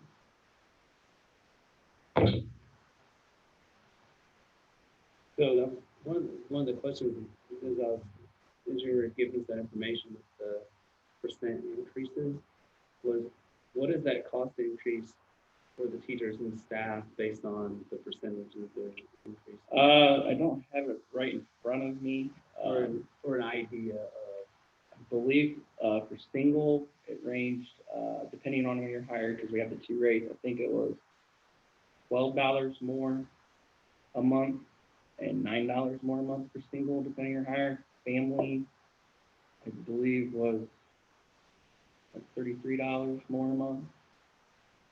And 50, I believe. I don't know off the top of my head. I included the chart when I sent it to them to let them know, depending on when they were hired. Obviously, vision, there's no, because the board pays 100%, and then the dental was 2%, so I think the most increase was like 50%. So, but obviously, majority is your healthcare. I was kind of surprised with the high deductible. There wasn't more cost savings. It actually would cost the district more to do a high deductible single plan than what we currently have for the PPO. So really, was really surprised by that. So really, there's no benefit to either or. So, so that's what currently the situation. I've been talking to Mago and Bromender about once a week.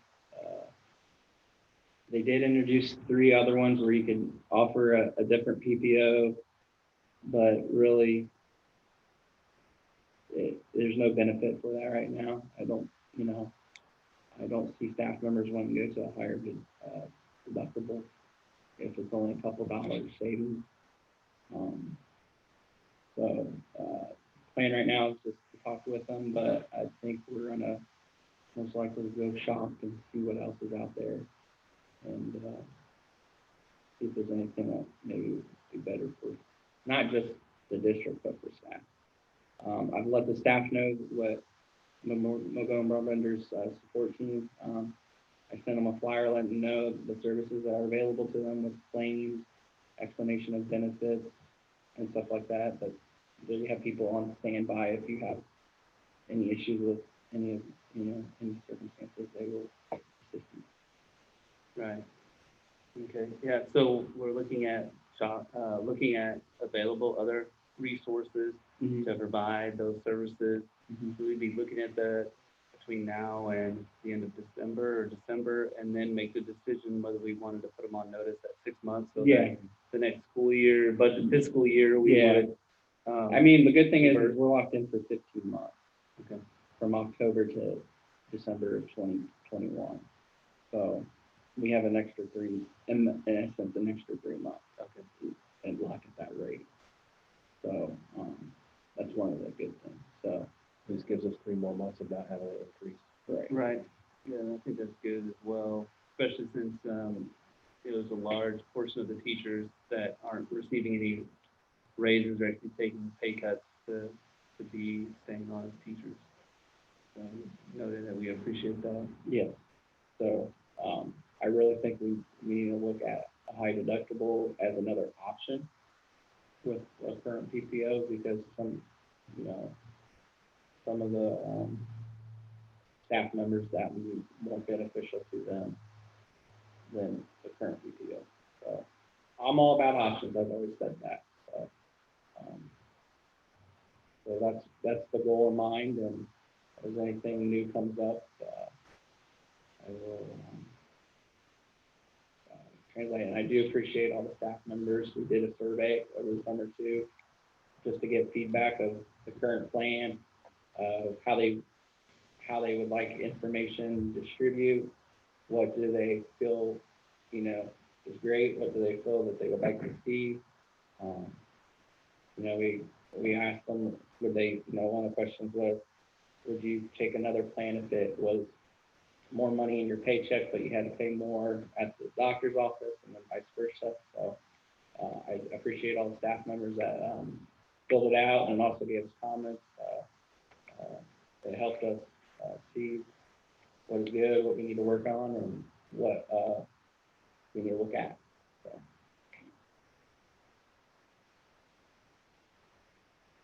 Is this a typical problem, like are other schools, experiencing the same? Yeah, You're in the consortium. yeah. So like last year, we were in the same EPC consortium as Bethel, and my previous district, we received a 16% increase.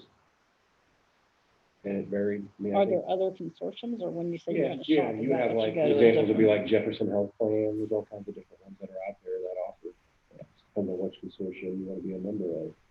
They're not locked into having to go to EPC. Right, gotcha. And then they did a quick analysis, like if we did a high deductible based on, because how they rate you or they quote you is they use I think it's like it's a 60-30-10. So they use 60% of your data from the most recent, 30% when they rate.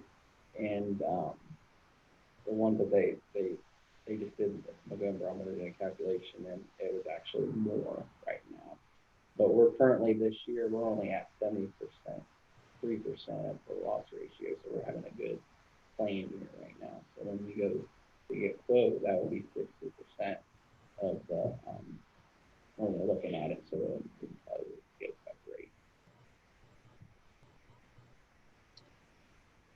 Thank you, Brendan. I know you want options, but if they're not there, they're not there at the present time. Thank And I you. was kind of bummed. I thought it was going to be a good tool to introduce, but it's just, it didn't make sense. Okay. Any other questions?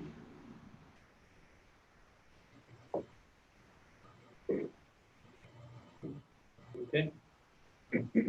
Letter E has to do with naming rights in regards to an email that I forwarded to the board members.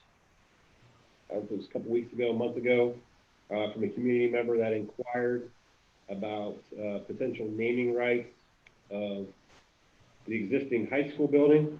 And then in bringing it up to you folks, got me to think a little bit about with our future development, especially with our athletic facilities, if the district wanted to start having conversations on our end about creating a board approved policy in regards to if you're interested in having some sort of criteria, monetary value, if wanting to be discussed, et cetera, in regards to allowing people to be made aware of what the expectations were for naming rights in the district moving forward.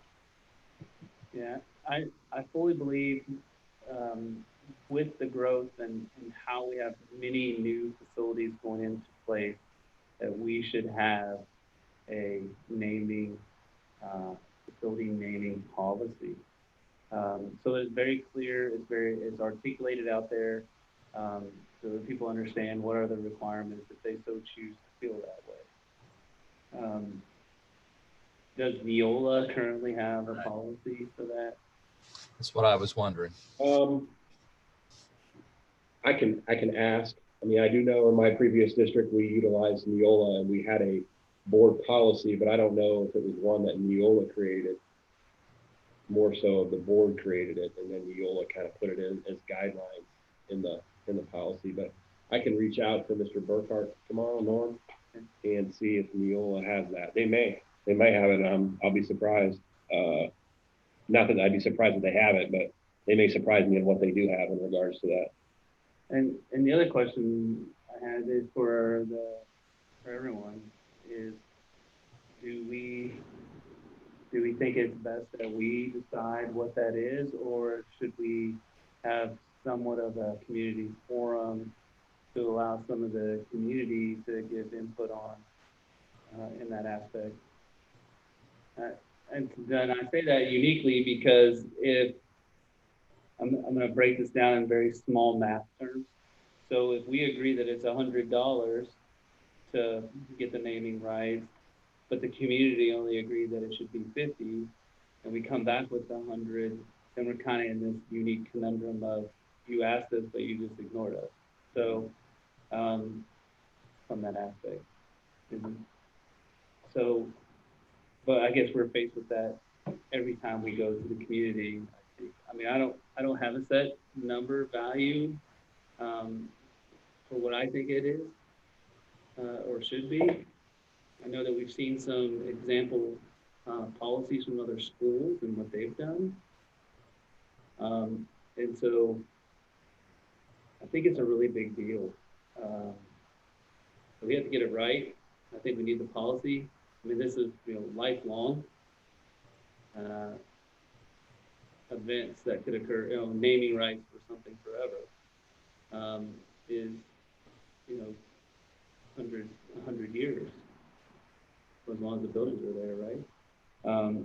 So Unless the policy says otherwise. unless the policy says otherwise, yeah. You only buy the rights for 10 years at a time. Traditionally, that's how athletic facilities are done because it's Right, not only it's a done, time yeah, period. it's also done for, depending on who purchases the naming rights, it's typically done for a revenue generating purpose as well, not only to get the facility, but for future use. If it runs out after 10 years, you get somebody Right. else to come in because you have replacement for turf or bleachers or whatever it may be. It's an opportunity to go back and renew those things. At least from an athletic standpoint, that's typically what it is. From a school facility, K-5 hallway or library or something, that's totally different. So it's from my experience. So what if we did it where we looked at what other schools had in Neola and whatever's available and the pros and cons of those things and put together a proposal and then went to the community and said, okay, here's what we think is good and here's why. That way they have some structure, something to look Yeah, at, so rather it's than not a just wag. saying, like do a you think? brainstorming. They'd Trying have to to lay have out something to say, yeah, that's structure good, for or it. no, it's not good. I think that's probably a really good idea, a good plan. And we might even be able to set that up to where we'd have to ask if IT could even, have it on our website and people can actually submit off of the website. So we don't have to send out a survey or gather other details. Sure. They can just come to us and review it and submit a comment about it. I mean, if you'd like, I can work with Mr. Smith and we can reach out to some people and put together a handful of different samples to provide to you guys to take a look at. Okay. I think your academic side and your athletic side are probably going to be, you probably want to have a separate Right, thing different between policy. your academic buildings versus your athletic complexes and facilities. But I think there's other ideas because like one thing that Lyda had mentioned, I think we were talking somewhere along the line was also about like, what if that person that you give naming rights to says or does something that is not what you want representative of your district? So I think there's other things besides the money and the time period and things like that. And that's what I'm saying. If we get some other ones, there'll be other things in there that we haven't thought of. Things like that. It's a definitely a good point that needs to be in there.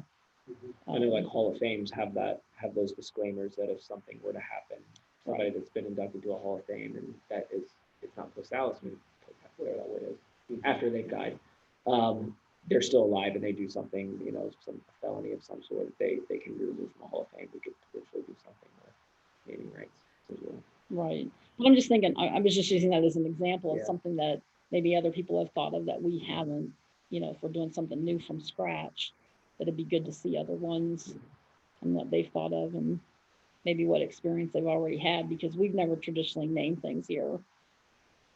It's been brought up before, but it's been shot down every Yeah, and I time. think there are some names. But you do have your current football facility that's named LA and baseball.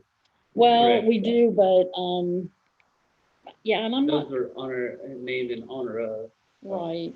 So those, I There was no believe, financial- Danny, were those purchased or that was selected based on tenure, starting the football program, starting baseball from those. Am I correct? Yeah, okay. They're shaking their head, yes. And I'm not sure when that happened, but like, I know that the gym was a big problem. Jack Wiley basically built that gym and couldn't name it the way he wanted to. I don't remember exactly what the story was, Danny. Maybe you remember better, but I know in the past that people have tried to also buy advertising kind of things, like, you know, maybe that's something that we put in the policy too, is especially for athletics, like, you know, hanging signs on the fence and things like that. I know when that had been mentioned to me that some of the local businesses had wanted to participate in that to generate revenue for the school, and it wasn't allowed. So I know the athletic department is currently in contract for a couple of our things in the district with Side Effects, which is a high school sports marketing company, a company I actually worked for before I came here. I worked for Side Effects.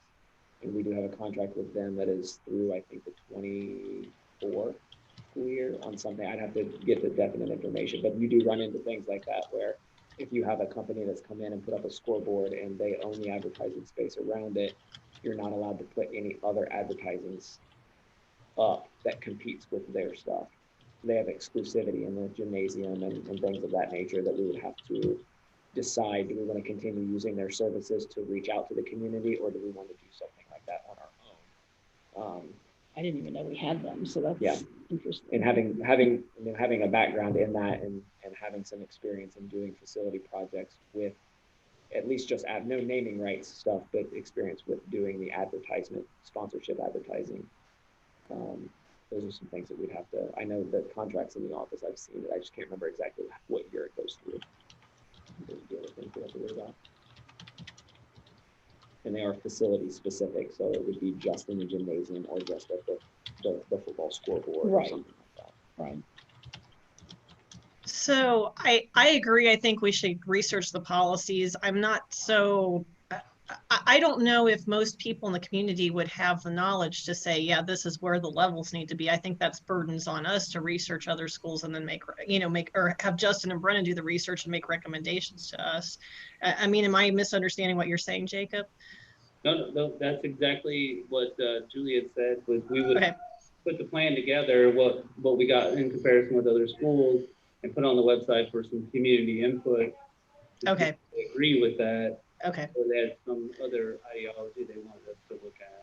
That sounds great. Okay. I misunderstood. Sorry. And I think, Justin, in regards to the email you could receive from that family, Yeah. I think the best response we could probably do at this point was say that we are in the process of developing our policy.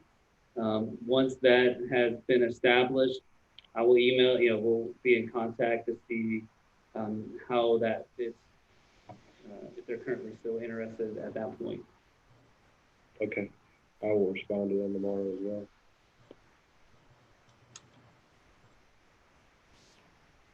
Then that should close that. Okay. Mhm. Letter F is back to Mr. Hattery, bond refinance. Some good news. Really good news. Yeah. So last Wednesday, the Bethel board went out to sell refinancing bonds. It was a pretty interesting thing. I got to log in to watch all the calls for the bonds that were purchased.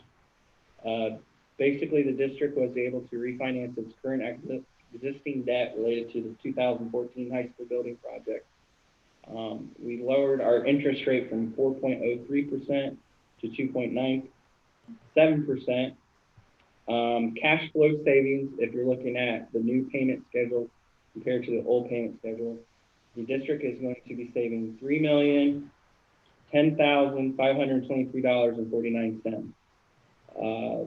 This is a little over about 11% left of what was of the total payments to be remaining.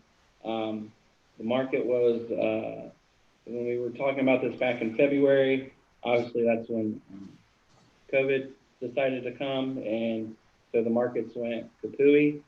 This past month, markets have regained, and so last Wednesday we decided to move it up. We were looking at the end of July. The market, we did not feel the risk would receive a reward if we waited to the end of the month. Just, things can change. So last Wednesday they went and they sold. So I'm waiting on the official document. Everything was officially released this afternoon. It's a great, and what this is representing is this is less money that the district related to the bond levy taxes will have to be assessed. So it's less money needed to be collected from the taxpayers over the remaining life of the bond. So can you just explain how that works as far as, does that mean it gets paid off earlier or it's paid less over the same period of time? It's less that's going to be collected. So with the new amortization schedule, I forward that to the county auditor, and then they look at that compared to what's in our bond retirement fund, and they assess a millage that needs to be collected. If you look at it, I believe when it was originally passed, it was 7.94 mils. With the new refinancing and everything, I think it's just a little over 6 mils is what's going to be assessed. So every year they're going to assess it based on what our payments are. So in essence, they're not going to have to collect as much tax dollars each year. Okay. Over the life. So the end of it doesn't change. It's still the same time frame. It's just okay. Basically we're paying less than if we didn't refinance it. Gotcha.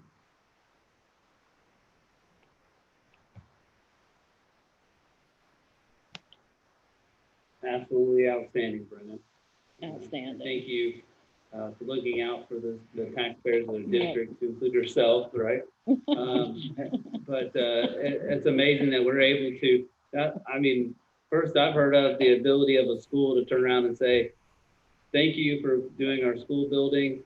And by the way, we're going to give $3 million back to our community and not collect those taxes because we were able to be smart, efficient, and reevaluate the interest rates. You should get Treasurer of the Year for that. I don't know how many others out there are giving over $3 million back to their community. So it's amazing. Thank you for your due diligence and all that hard work and getting it done. Doing my job. It almost doesn't make sense, as we look at the fact that we are, able to build a new building and a new stadium without going back to taxpayers for new money, right? Currently, and give them $3 million back. It's just insane. It doesn't make sense. So thank you so much for your wizardry with the money. So thank you. Well, thank you for allowing me to be here and do it. Yeah. Like I said, public service is a pride of me and no greater honor. And I always look out in the best interest of the school district and our taxpayers. I was very fortunate that the market, I monitored it every week with Patrick King. He actually, he told me call him one night and was like, hey, I think we need to go. Like it's back to where it was, and if we wait, we could not get a savings, and if there's anything happen, it just takes one little thing. So we moved pretty fast, and it went really smoothly. We got the same rating. We're hoping eventually that the rating will increase. Just right now, with the COVID thing, they didn't want to bump us up, but that's our goal in the future is to get that rating even higher. So it's a good day when you can tell your taxpayers that we don't have to collect as much as in the past, and just moving forward.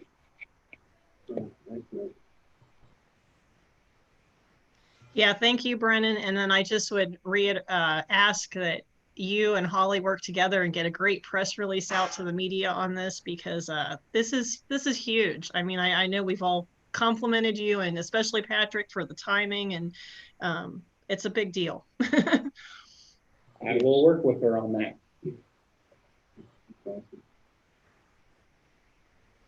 And Liz Fontaine gave you 3 ovations, as well as Ms. Mullins, Stacy Mullins, so thank you. My pleasure. On YouTube. So, awesome. Maybe we'll put together a big presentation of upcoming school event as well, so we can reiterate again that what we've been able to accomplish. Well, you've been able to accomplish as well as Justin. So that was all district Team play. but, okay. Letter G has to do with facility update.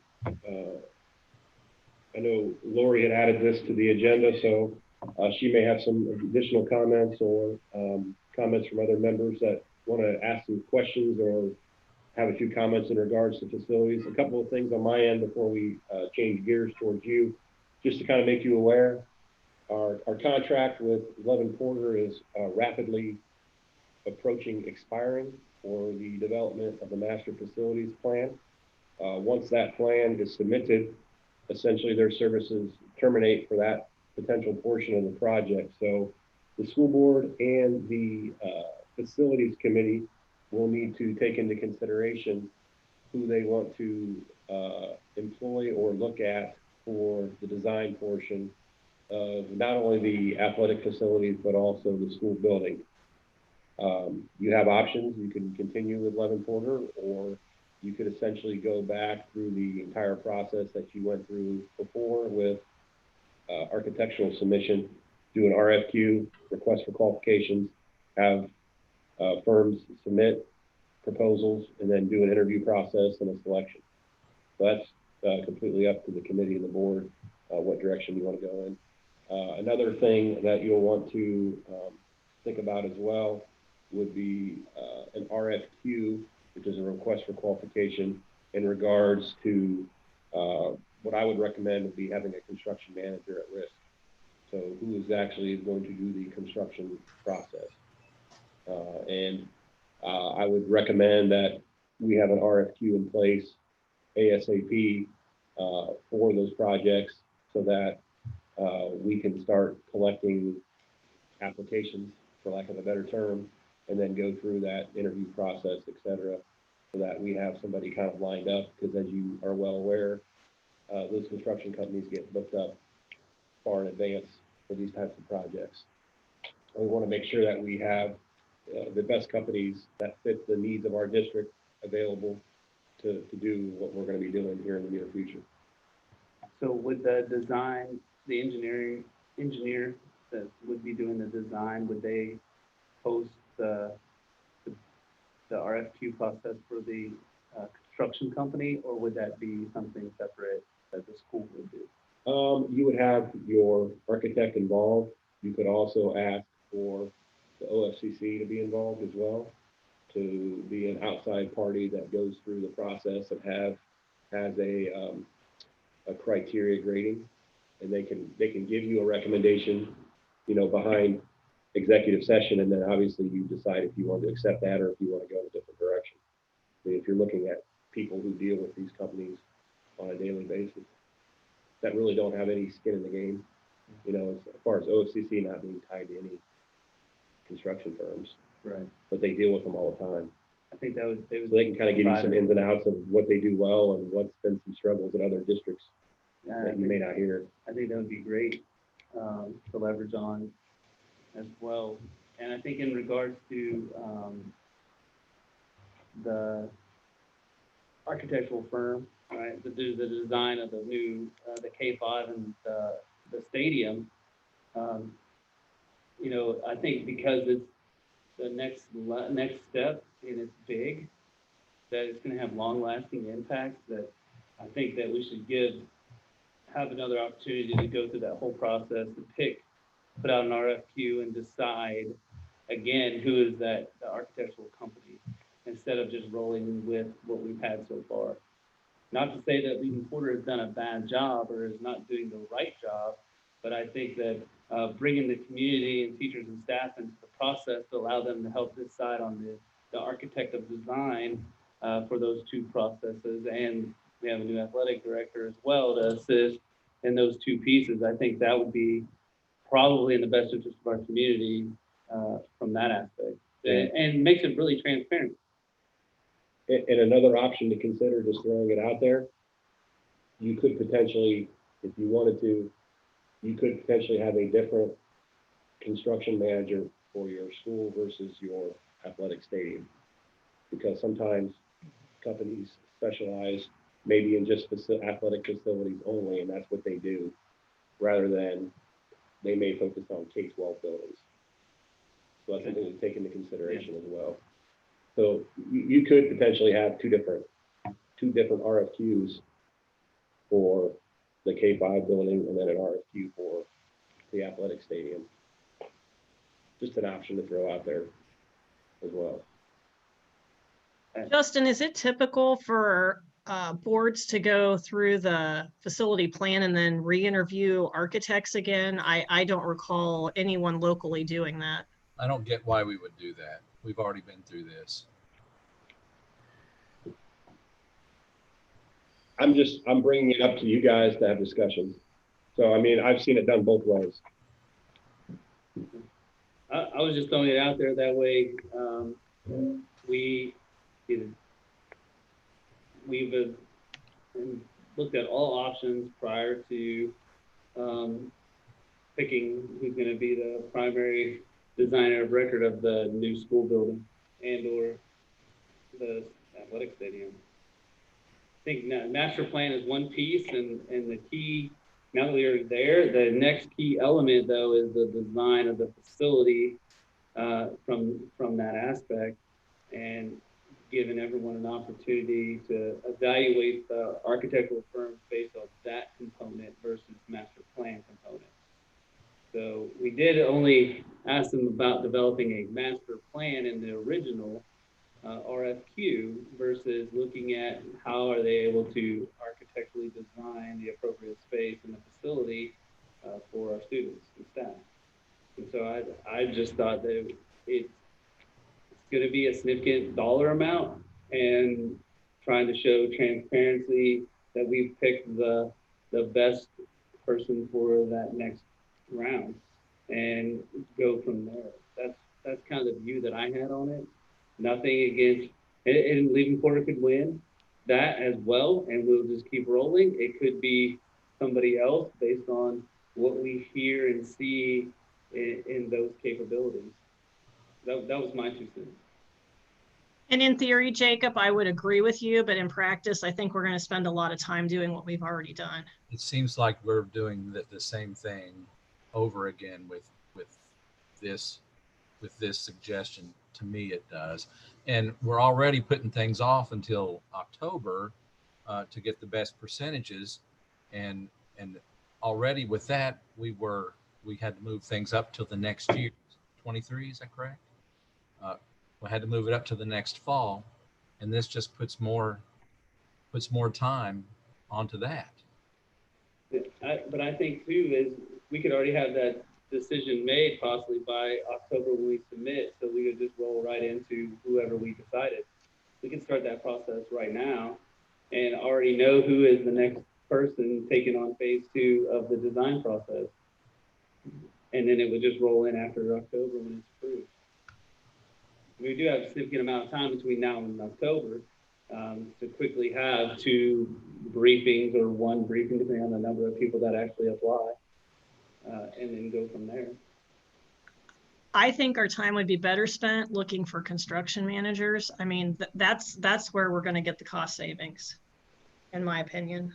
Just to kind of provide some info and background, the information that was provided to me with some RFQs, in addition to RFQs that I had saved from previous projects that I've been involved in, you're probably going to look at, from the time you receive those RFQs, schedule those interviews, get OFCC involved, you're probably looking at,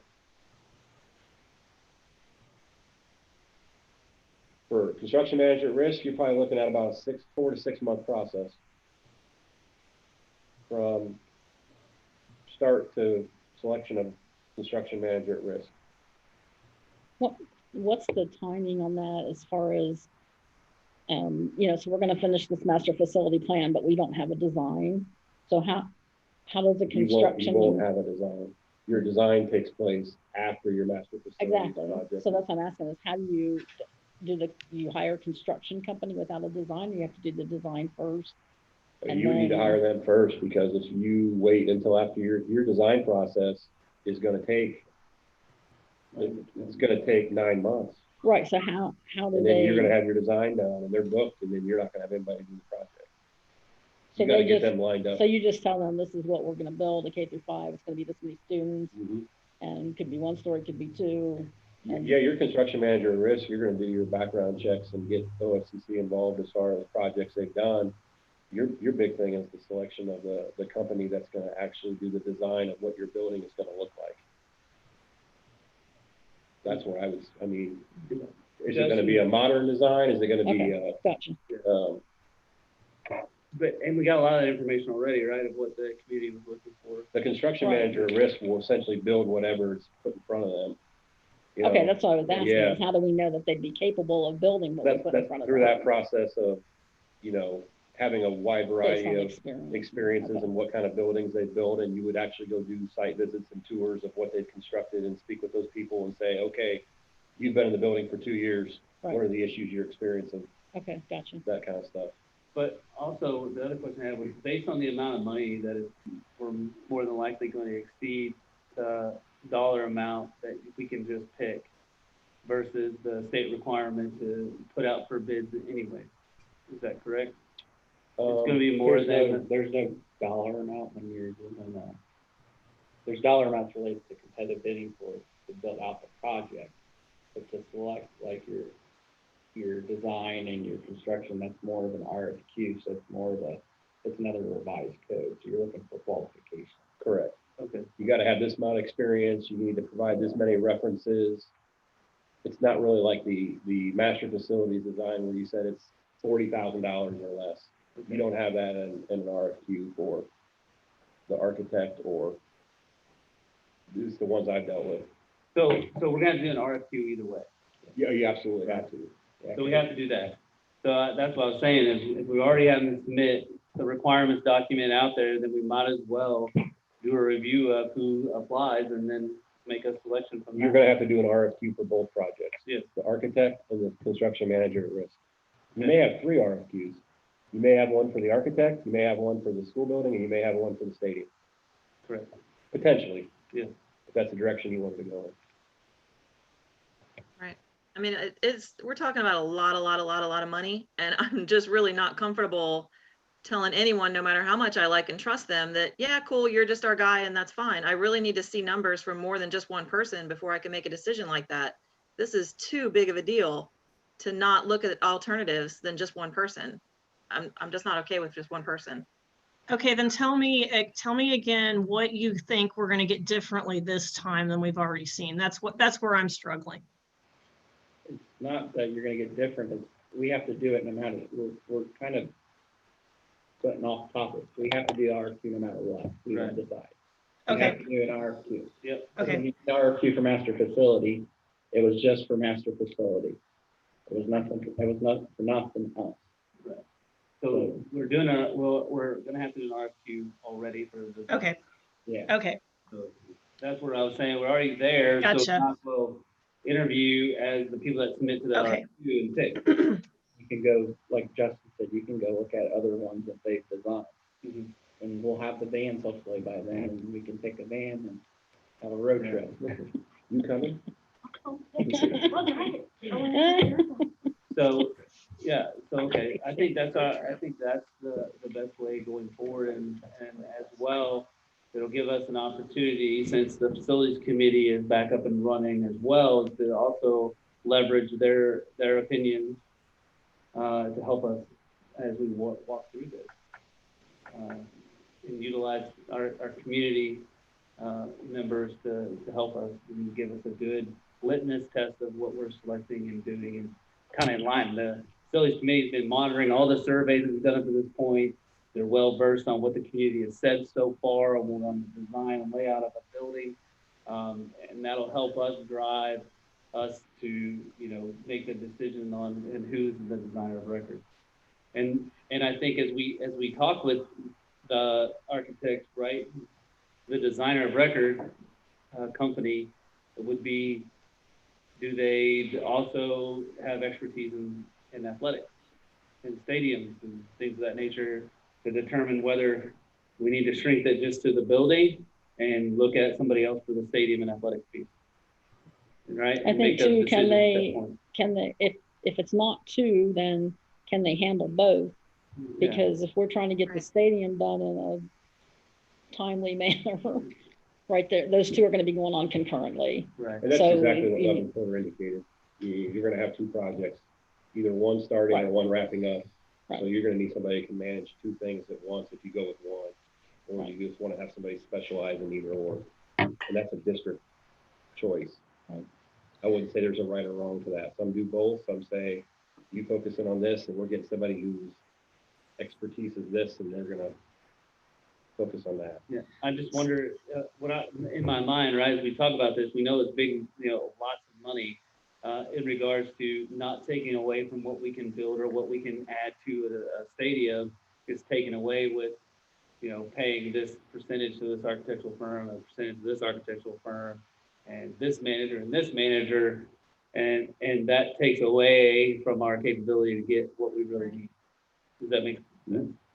As well, so that I worry about that element as well, from that aspect, but I'm not an expert in running two separate projects or a project of these two magnitudes, as well. So, I think whoever we pick as our design firm will hopefully be able to provide us some good guidance in those avenues of ways to enhance our capabilities in the build process, and advise us on best direction for managing those projects.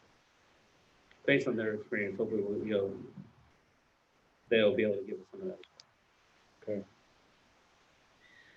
so we're gonna have 3 RFQs then. One for the architect, one for the construction project of the K-5 building, and one for an RFQ for the construction project of the state athletic complex. It was a question. Okay, yeah, hold on. What was that, Brandon? You could have two, or you could have You could have two or three, depending upon if you wanted to go with just one company to do both, or if you wanted to separate them. Well, I don't think we'll know, so I mean, we may pick the same one for both, correct?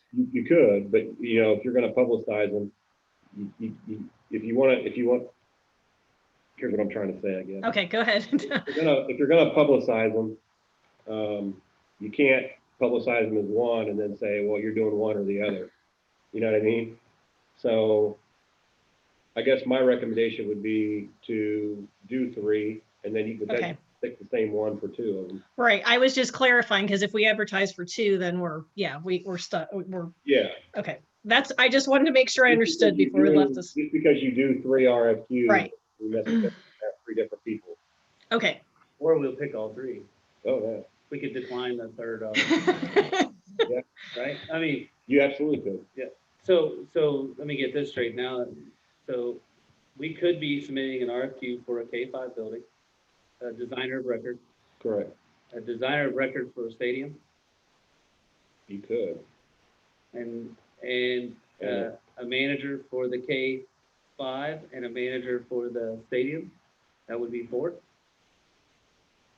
technically, Yeah, to keep all our options open so that we're getting the best across the Yeah. board. And then they could all be one thing, They one could be. company, or they could be 2 or 3. yeah. From the design separated, Right. you can put one for K-5. and Yeah, one you would, when you do a construction manager at risk for both, so you have 4. You have a designer for the K-5 and the stadium, you'll have a CR for the stadium and the school. Could be Yeah. 4. So you have 4. Potentially. 4 RFPs, 4 potentially. I think that's our best way to go, and that lays out 4 avenues as we move forward. And then once those come back, then we can choose how we want to step forward with that. And Justin, can you clarify for us, in the last project, we hired an owner's rep to kind of help manage all the processes. What is your thoughts on that? Are you going to be the go-to person? I would prefer not to have an owner's rep. Okay, I've done this twice now, this will be 3rd time. okay, I think I can handle it. great. And it'll take the middleman out and there'll hopefully be less issues. And And save some money. I'll punish myself a year from now, but it'll be good. Well, and if we need to get an assistant superintendent in to help you with some of your other duties, don't be afraid to ask, because it's, I mean, I can, managing, yeah. like I said, I've done a K-8 building and I've done an athletic center. I'm not disagreeing with you, but you have finite time and don't stretch yourself. We want you to stay and stay happy. It'll be good. We'll take a wait and see approach. I'll be fine with that, and then we'll talk about the other stuff later. So, All right. So that's the piece. Any other pieces you wanted to cover? I didn't know if anyone else had any other, that's all I had. I didn't know what else you guys had as far as facilities. I didn't add the topic, so I didn't know No, if others had other items. So the only other thing that I know has come up in regards to the facilities section would be is solidifying. Currently, right now, we have the modulars. As we step through these processes, we have the modulars, and we knew that the modulars only gave us about 2 years, and based on what's occurring, we may need to have some swing space for 3 years. There's a lot of conversation in the last facilities committee meeting with regards to, should we look at that school again? Should we look at, so when the, a pole-borne building? Should we look at some of these other pieces? I know we're talking 3 years out, but I mean, do we need to add something in the master facilities plan of what that 3rd year of swing space is? Or do we just need to say, we've decided that the 3rd year swing space, pending any exponential growth outside of what we forecasted, we will just utilize the CART method with the teachers to open up the space again for that 3rd year. And then we'll stop working on whatever else is happening. I know that's not the most viable option for the teachers. I mean, I know it's not conducive. I mean, I spent a year myself as an educator on a cart, and it wasn't a great year. But I would also say that in this case, there is light at the end of the tunnel, because that following year we'll be walking into either a brand new K-5 building or an abundance of overflow room in this current K-12 site. I know that's probably not what staff wants to hear, but financially, I think that's what makes the most sense, because if you do a pole barn, if you do an extension onto the high school, that's going to take away from the money that's available from your master facilities plan, and you're not going to be able to do the stadium and the K-5 building. Unless you're able to do some private fundraising and get somebody to build a community center that uses the classroom. Okay. That would be your only, if I'm wrong, is that correct? That's the only option you would have with some sort of an additional community activity / academic center. You would have to do private funding, like through your athletic boosters or something of that nature. And I don't think they're going to generate the funds or the construction capability over the next 2 years to make that happen. It would have to be even sooner than that, right? Because you'd have to have probably a year to build. Right, So that's you're what I'm talking saying, about around next within summer. probably 10 months, you'd have to have that financing. Mhm. I mean, maybe, but I don't want to base it on a maybe, or put my eggs in a basket asking someone else to do that. But I think as long as we have a plan to manage that third year right now, is that additional swing space will be from carts. I mean, and then if we can carts- put that to bed. Yeah, if carts is not your option, I mean, I'd have to speak with Brennan and we'd have to look at finances. I mean, you could bring in a couple of modular units for a year, you know, depending upon if the cost was right and it didn't do significant damage to our, you know, our fund balance. That's not ideal either, but that's an option as well. Yeah, because even just doing the trailers, I mean, it's just throwing money out on the I parking know, lot. I don't, that's why I'm trying to bring it up as like a last ditch. Yeah. If That- carts aren't the thing, but it's kind of like renting a home, you know, I've done that as well, and you're throwing money into something that you really can't fix up when you want to fix up, or. Right. I just think that if we made the stand now saying that's the plan, here's year 1, 2, and 3 from now, that the teachers already understand what's coming and we already understand what's happening in that aspect, and then we can move that off the plate, have a set process and move forward now, right? Exponential growth outside of what we've anticipated to be coming, and there isn't enough space for that, then we'll have to make another decision at that point as we get closer. But I think just setting it, that's how we're managing in third year and move forward. Just make the decision and move forward. If you want me to put that in writing, I can. I mean, that's, Well, can we put it in the master facilities plan? I mean, if that's part of our plan to, I mean, you're essentially, but I don't know if OFCC is gonna want to, I mean, the master facilities plan is for what OFCC is going to approve. But, I so mean, what if the board did a resolution After they like, after they get an approval, they could probably attach a document to it that indicates that we make available on our website, but OFCC is not gonna care about that. okay. You know Well, what I mean? I mean, so what about a resolution then? Because we kind of said our process was the facilities committee would make a recommendation to the board, who then would accept that or modify it or. We could have a conversation about that at our upcoming facilities meeting, and as a collective group, if, you know, decisions made to make a resolution recommendation to the board, I can draft one up, or however you guys want to make it look, and we can submit it as a group to them for consideration. Okay. That works. And we could have I that. like having it in the plan or an addendum, because then when the community reads that document, they'll also see that. And I think that's an important message that they get. If anybody has a problem with it, they can speak up now, Yeah. you know, rather I than guess waiting. my only devil's advocate comment would be, I don't know what other suggestions would be if there's a concern about it. I mean, I don't have an answer.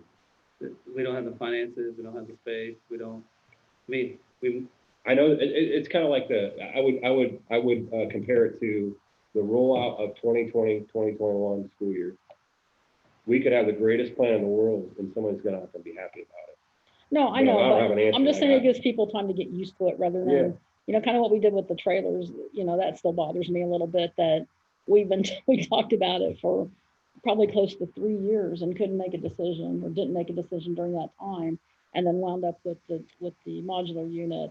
And I'm not saying that's not a solution, but I'm just saying that I think it would have been better if we could have made that decision earlier. And if this is the path that we want to go down, then let's make it now and make it known, rather than, you know, waiting 2 years and then Yeah, but discussing it you could again. always, I mean, you could always look back and second guess things and question things. Like, for example, I would say this is just thought provoking. When the new facility opened up, how many years ago? 3 years ago? My suggestion would have been 3 years ago that you would have went through the L process. You actually could have opened up a new building right now, doing the exact same thing that we're doing right now. You already had the debt, you already had the L process that was available.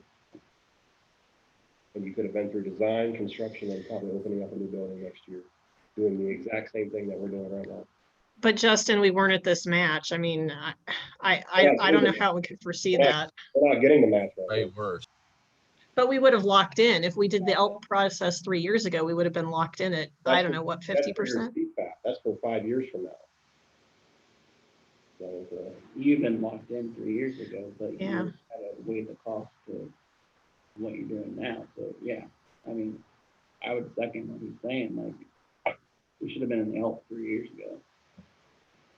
because the ELP's not, your dollar match doesn't come into play. But you're until locked, CPAP. you're locked. I But get you're that locked in part. back I get then. that part, but the ELP doesn't play into that. I don't think, yeah, okay. Until CPAP. Yeah, but I once, don't know that we knew that. once you join the ELP, you're locked into that That's rate. kind of We what your couldn't, superintendent and treasurer are supposed to do, is look into that stuff.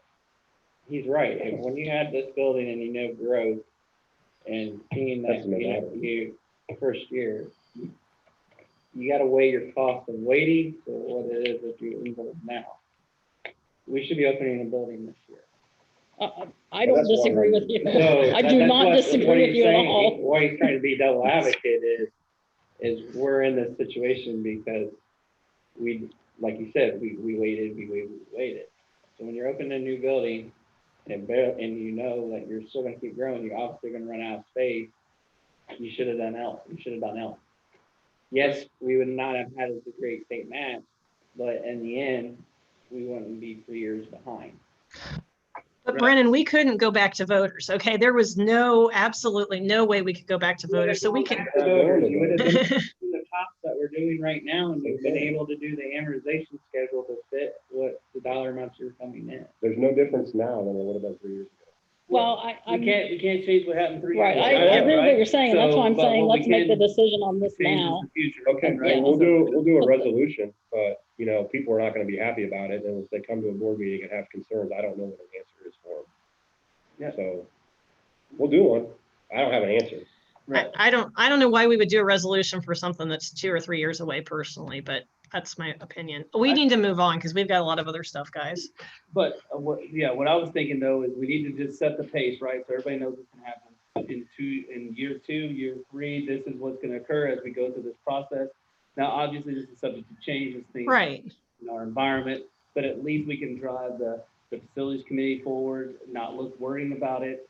We can drive, teachers and staff all know how it's gonna work out for them in year 3. They already can figure out that there isn't possibly enough space right now for year 3, based on their class sizes, and, they look at it, they watch our videos, so they already know, that piece. So that's all I was looking at was laying a foundation so that they all knew what was coming in the future for them.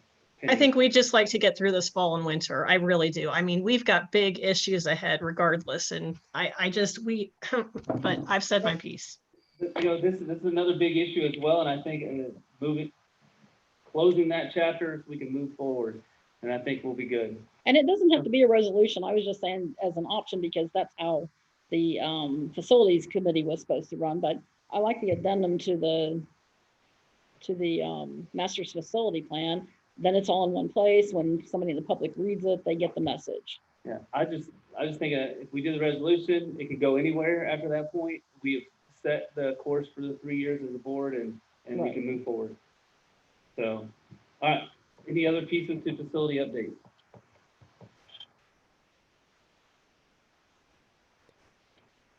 Okay. Letter H, board docs. I know we had talked about board docs and other capabilities that we were looking at that we needed. Now that we've utilized the system, they told us this would happen. Once we pick this version, going to the other. So, thoughts from board members? I personally am okay with what we have. I think we need to use it a little bit to see what the true needs are. That's just my take because we've only used it for 2-3 meetings. I agree. I think the jury's still out on it. I think we need to work on our consistency first. And I think that's better now, even just in the last couple that everything's now getting in board docs or most things. I would personally like notified as things change, because then as soon as Della updates them, boom, we all get notified. And we've got so much stuff coming up that I'm really concerned things are gonna get missed. And if you're automatically emailed every time something changes, you'll read it. At least I will. Are you saying that after we told you that it's ready to review in draft form? Yeah, but Brennan, there was how many pieces of information in over a holiday weekend to review? That's what I'm saying. And as soon as Della got them done, boom, it notifies you, hey, the minutes for XYZ meeting are done. Yeah.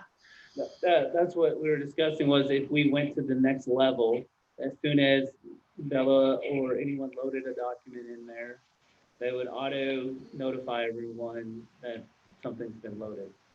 Now, it was at the end, she could say, I've loaded everything. You guys say, hey, everything's in there for review now. But it allowed us the opportunity to get a couple more minutes of reviewing that information. That was one of the benefits of the next level, was the auto notification piece. Is that correct? So, and I thought there was another element to that next level that made it easier to attach attachments and meeting minutes and make it easier for our staff. The attachment's gonna be the same one no matter what you got. I don't. And couldn't the next level, wouldn't we be able to do our facility meeting as agendas in those too? You would have to do the $10,000 for that. We can only do one kind of minutes This one, with what we yeah. have. Yeah. But which was the version that allowed us to make the changes in the meeting? That was one we had ran into where we added. That was the most expensive one. Well, yeah, update as you go, I'm pretty sure. Yeah. And I I think don't, make it to be honest, I don't see why we need that if we're gonna be live streaming on Zoom. I don't see the necessary cost for that. I'm just, that's my 2 cents. I mean, Yeah. if you're live streaming and that's the board's plan to keep on Zoom, I mean, I don't see what the rationale of having something that needs to be updated live. Well, I would say kind of for clarity, just so that we're all on the same page, we're reading it, we're seeing it, we know it's the same, we're not just kind of hearing stuff, because it's sometimes difficult to process when 2 or 3 of us are saying something and then seeing it actually written out. Is that what we all agree on? Is a little bit different for us for, just clarity's sake.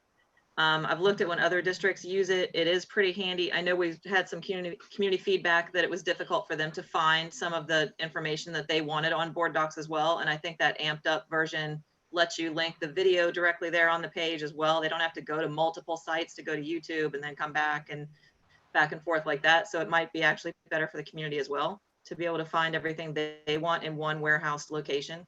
So that's just my thoughts. Well, we can put a link in there now, can't we?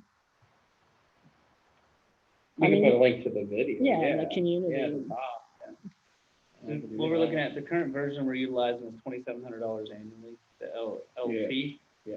The LT Plus was $5,900, which allowed for everything we currently have, plus multiple administrative workspaces, both public or private, with granulated security.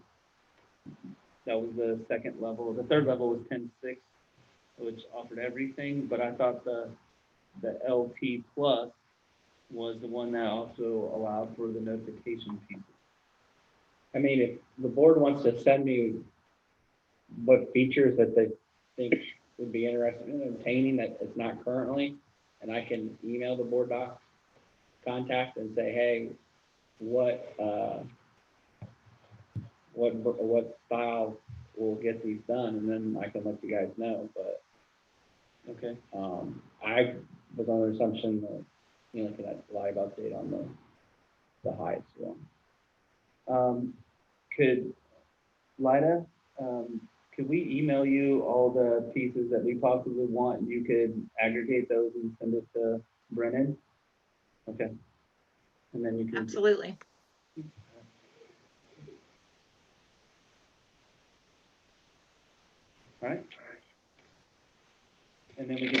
which one fits that, which one doesn't, and whether we want to move forward. I think for all the board members, if we could have ours to Lida by Thursday, that way Friday, she can send it to Brennan, he can push it off and possibly have an answer by Tuesday. So, does that make sense? All right. Thank you. All right.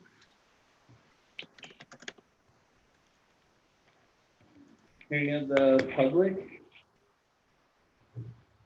I don't see any questions on the YouTube channel.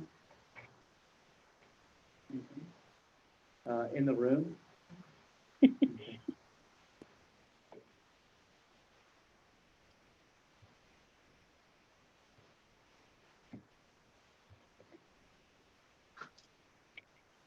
All right. In possible executive sessions, I know that we have a few items. I know that we have items for number 1, number 4,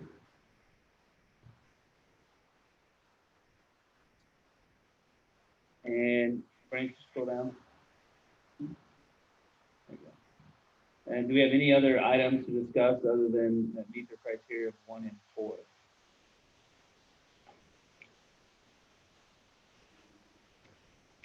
I would say 7, right? Probably. And 10. That 7, I sent you the explanation of that. You can only use that for, sorry, I can't read it from here. Confidential information related onto marketing plans, specific business strategies, and stuff. It has to be related to economic development assistance. Those were the key words. Whatever the issue is, it has to be related to that. Right. It's not just about strategy, or they use those words up top, business strategy, and what was the other thing? Marketing. Oh, yeah. But it all has to be related to the economic part. So then 1 and 4. Yeah.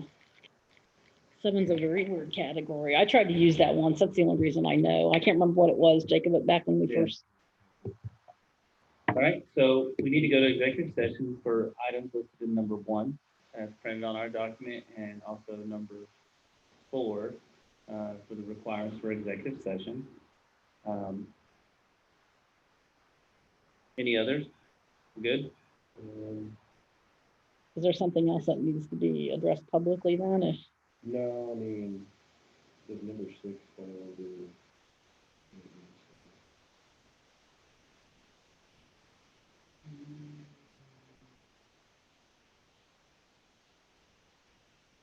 It could be. Yeah, because then it is number 6, please. number 6, 146. Is there more than 7? No. Okay, sorry. All right, so we are going to executive session for making a request to go to executive session for 146, noted on the agenda. Do we have a motion? I'll make the motion. Thank you, Julie, for the motion. Do we have a second? I'll second. Thank you, Lida, for the second. Discussion. I don't believe that any of our discussions, from what I know so far, will not result in any decisions based on the board after executive session is over. Can we take a 10-minute break or 5-minute break first?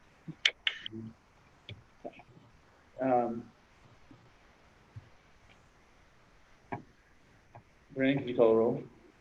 Ms. Reese? Yes. Ms. Mansfield? Yes. Mr. Sebastian? Yes, sorry. Mr. Elam? Yes. Mr. King? Yes. We'll mark executive session at 7:46, but for our viewers, advise that we will be taking a 5-minute personal break and then starting back up at 7:51 in executive session. Thank you.